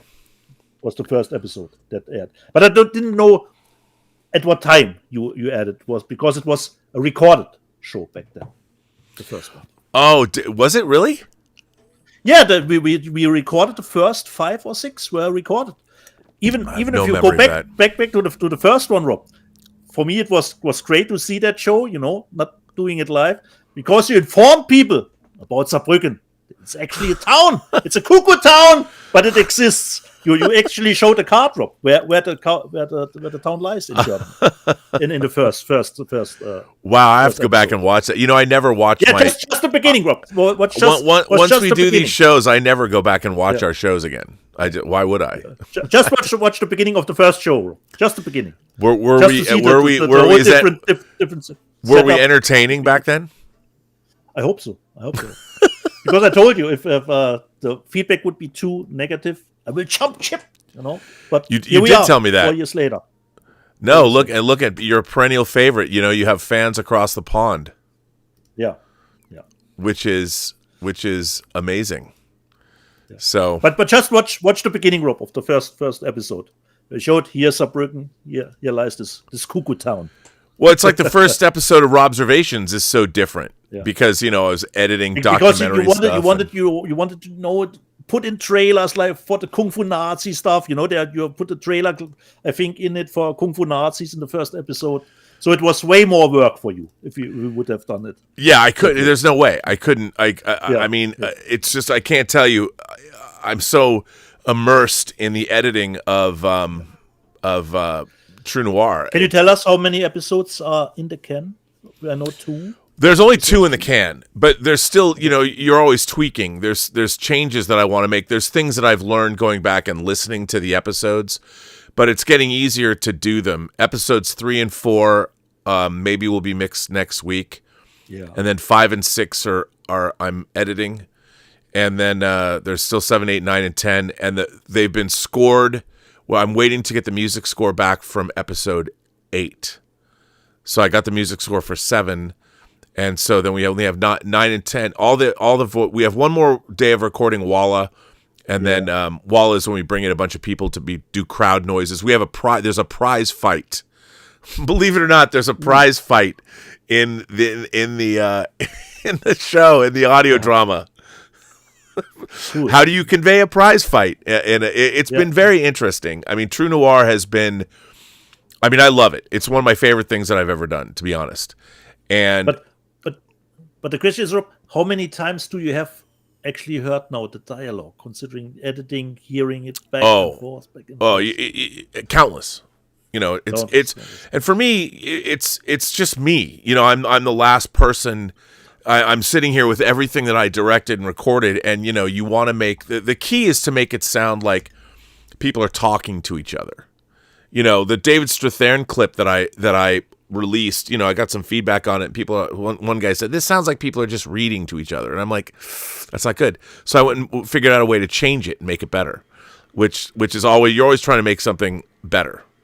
And, we're so over budget and over schedule on this anyway, because, we didn't get our lead until I didn't think we were going to wait, but we kept waiting for names. And if I'd known about Michael Rosenbaum is just crushing it. He's so good. And everybody is so good. I'm so pleased with how the story has turned out, and the episodes are really, really, really compelling to listen to. And the people that I've sent a few people because I wanted some real feedback from people that are in the business or could give me some real harsh, and people have loved it. So, and that's all. I chalk that up to 2 things. One is Max Allan Collins' script, because they're the best scripts that I've ever worked with on anything I've ever worked with, even including Free Enterprise, which I wrote. It doesn't hold a candle to how Max adapted his book.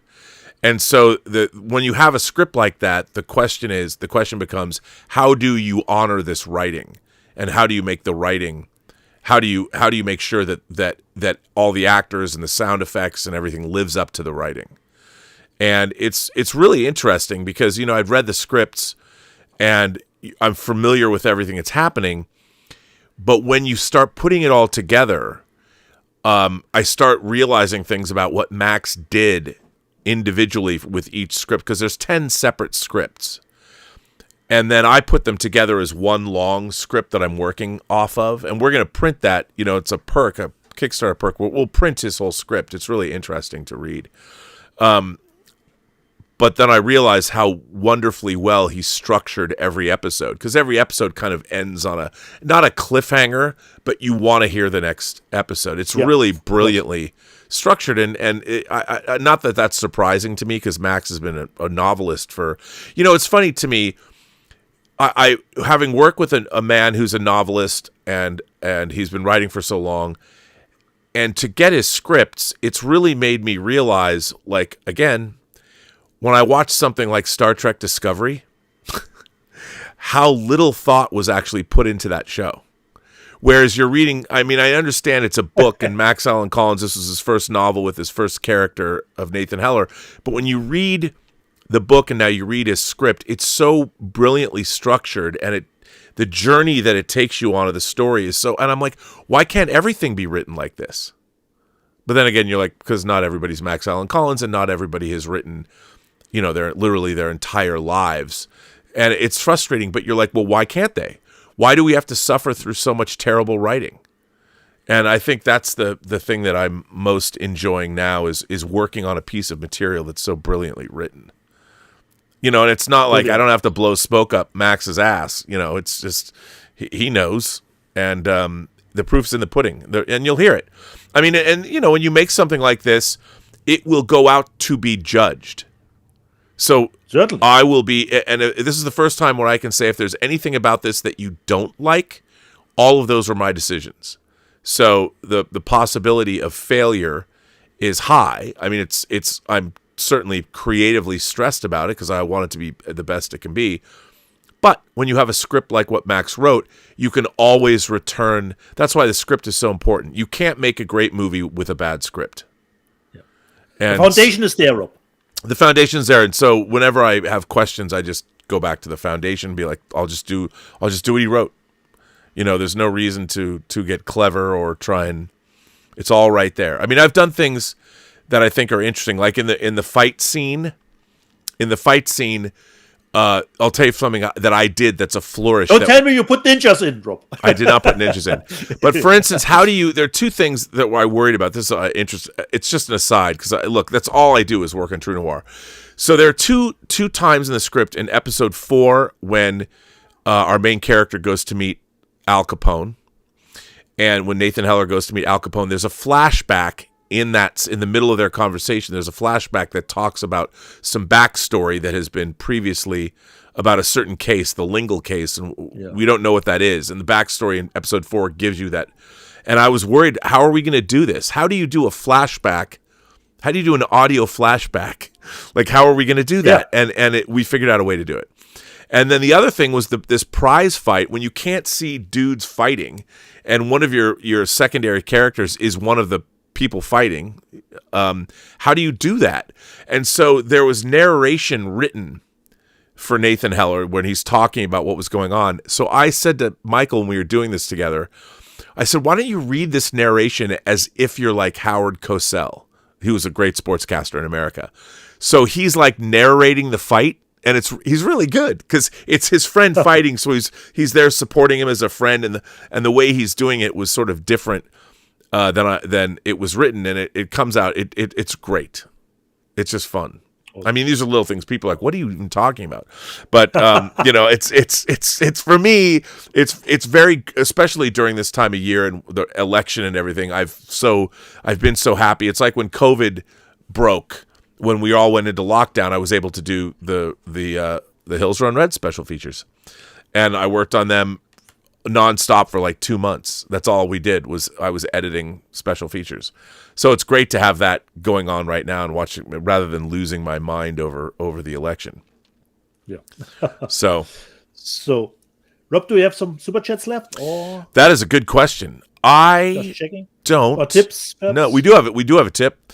No Money G says, No Money G. you're both awesome, and congrats on 4 years.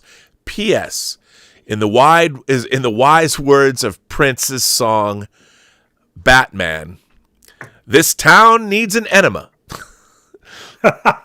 I know it's not a town, but you know what I mean. Laugh out loud. What the fuck happened? Thanks, guys.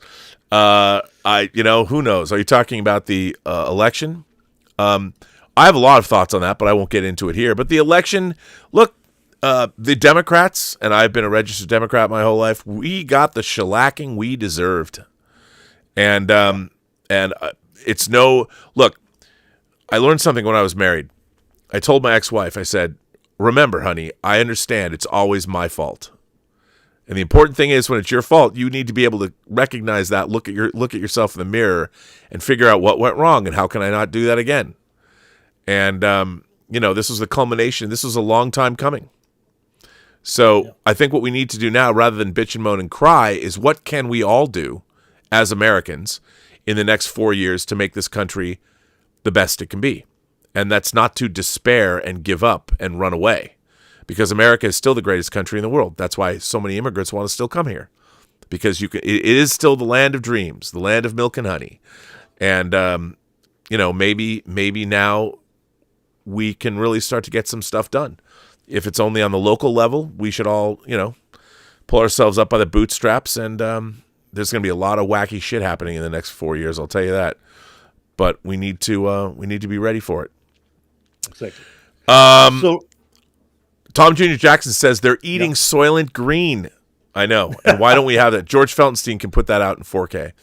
Because I would love to get Soylent Green in 4K. Thomas Logan says, I have it on good authority that Dieter Bastian will be buying 30 copies of Warner Archive's The Searchers 4K. George Feltenstein will thus adopt Dieter. He might. Could be. He might. I just want to go to George Feltenstein's house and see all of his technology. He's got all these old format machines and stuff, and I want to see all that, see what it looks like. But so there we go there, and let me check over elsewhere and see.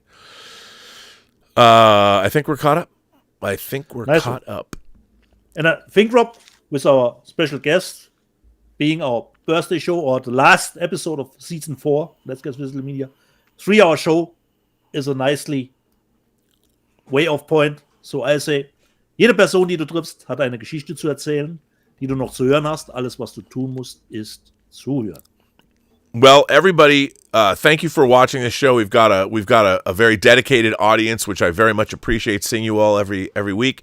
Tom Jr. Jackson, Lord Toth, everybody that comes in, Justin Toner moderates. It's great to have you all here. I can't believe we're still doing this Fakakta show after 170 plus episodes in 4 years. I should have brought the RoboCop disc that you sent me. The orange box RoboCop disc. But it's wild that we're still here and doing it, and I still love doing it. And I don't know. I keep thinking, is there going to be a time where we're going to stop buying movies? I don't know. Not today, Rob. Not today. Sometimes Rob, you wear lazy tall. Just but a not question today. here, but you can't probably not give an immediate answer. When does this noir audio from Dorian Moore drama come out? Well, it was going to come out next week. We were going to start dropping it next week, but the thought was Mike Bodden decided that let's wait until the whole thing is produced. Finished. And I still want to release it every week or 2 episodes every week for 5 weeks. I still want to do that to gin up interest in it. You know what the problem is? And I dread this, but this was very expensive. This was a very expensive proposition, to be honest. It was really, really expensive. And I hope it makes its money back so we can make more. But these are the kind of things that just get pirated. Somebody gets a file and they ship it around. I mean, they're not going to, even though it's only $2.99 an episode, and I promise you it's worth your time and money. But the problem with the internet, whenever you're dealing with digital files, it's like it killed. John Schnepp spent hundreds of thousands of dollars on his documentary, The Death of Superman Lives, What Happened. And before he passed away, one of the great despairs of his life was he had to raise the money and pay that money back. And to see that our audience we're, we people, and I, we're the first people to download shit for free. We're the first people to go to the high seas and steal shit. I get it. But I'm just hoping that when this comes out and we have it on platforms where people can buy it, that people will pay the money if they like it. If they don't like it, don't pay the money. But if you like it, hopefully it'll be supported, because we're out a lot of money. And Mike Bodden and our investors put a lot of faith in me, and I just hope that we can pay it back and get everybody repaid. And their faith that they instilled in me for all this and gave me all this creative freedom will pay off. So theoretically, hopefully next month, because I'm working feverishly to finish it, because everybody wants it to come out, because, yeah, we need to get paid. We need money coming in. We need something. Yeah. So, but it's really good. I like it. Yeah. So, and the cast is incredible. We released the entire cast is on the IMDb now.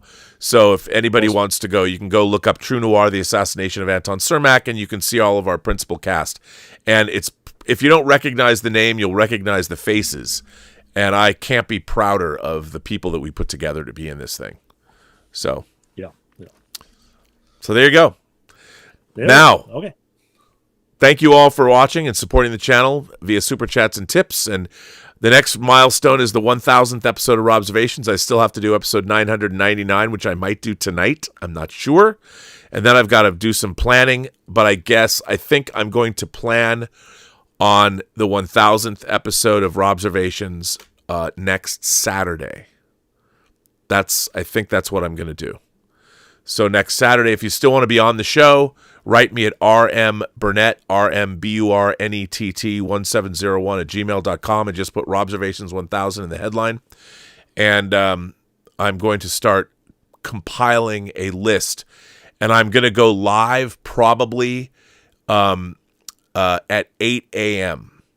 Because if I go live at 8 a.m., you can go for 12 hours, a live show for 12 hours, and then I'll have to break and do it, because YouTube won't let you go longer than 12 hours, and then do a break and then go 4 more hours. So if I go from 8 a.m.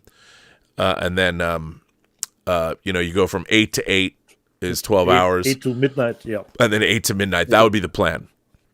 So 8 a.m. on Saturday, 8 a.m. to midnight. That would be a tough task, Rob.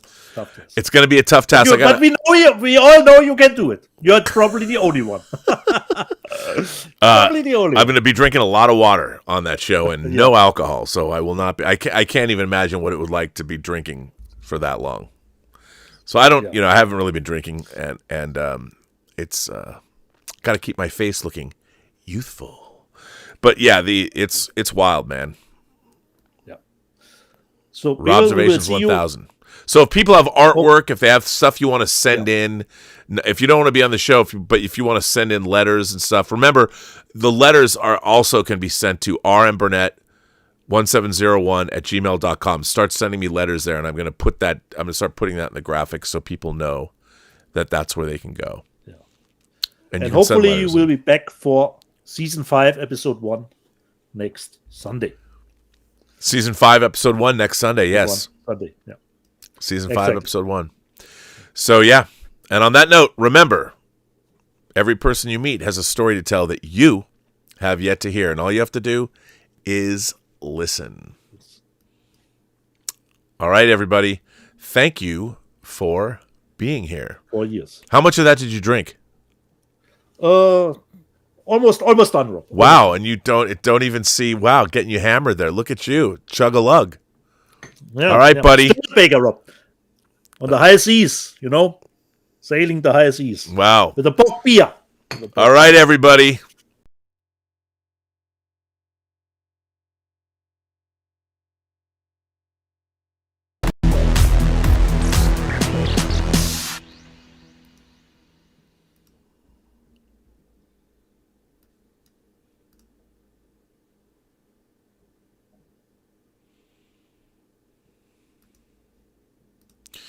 All right.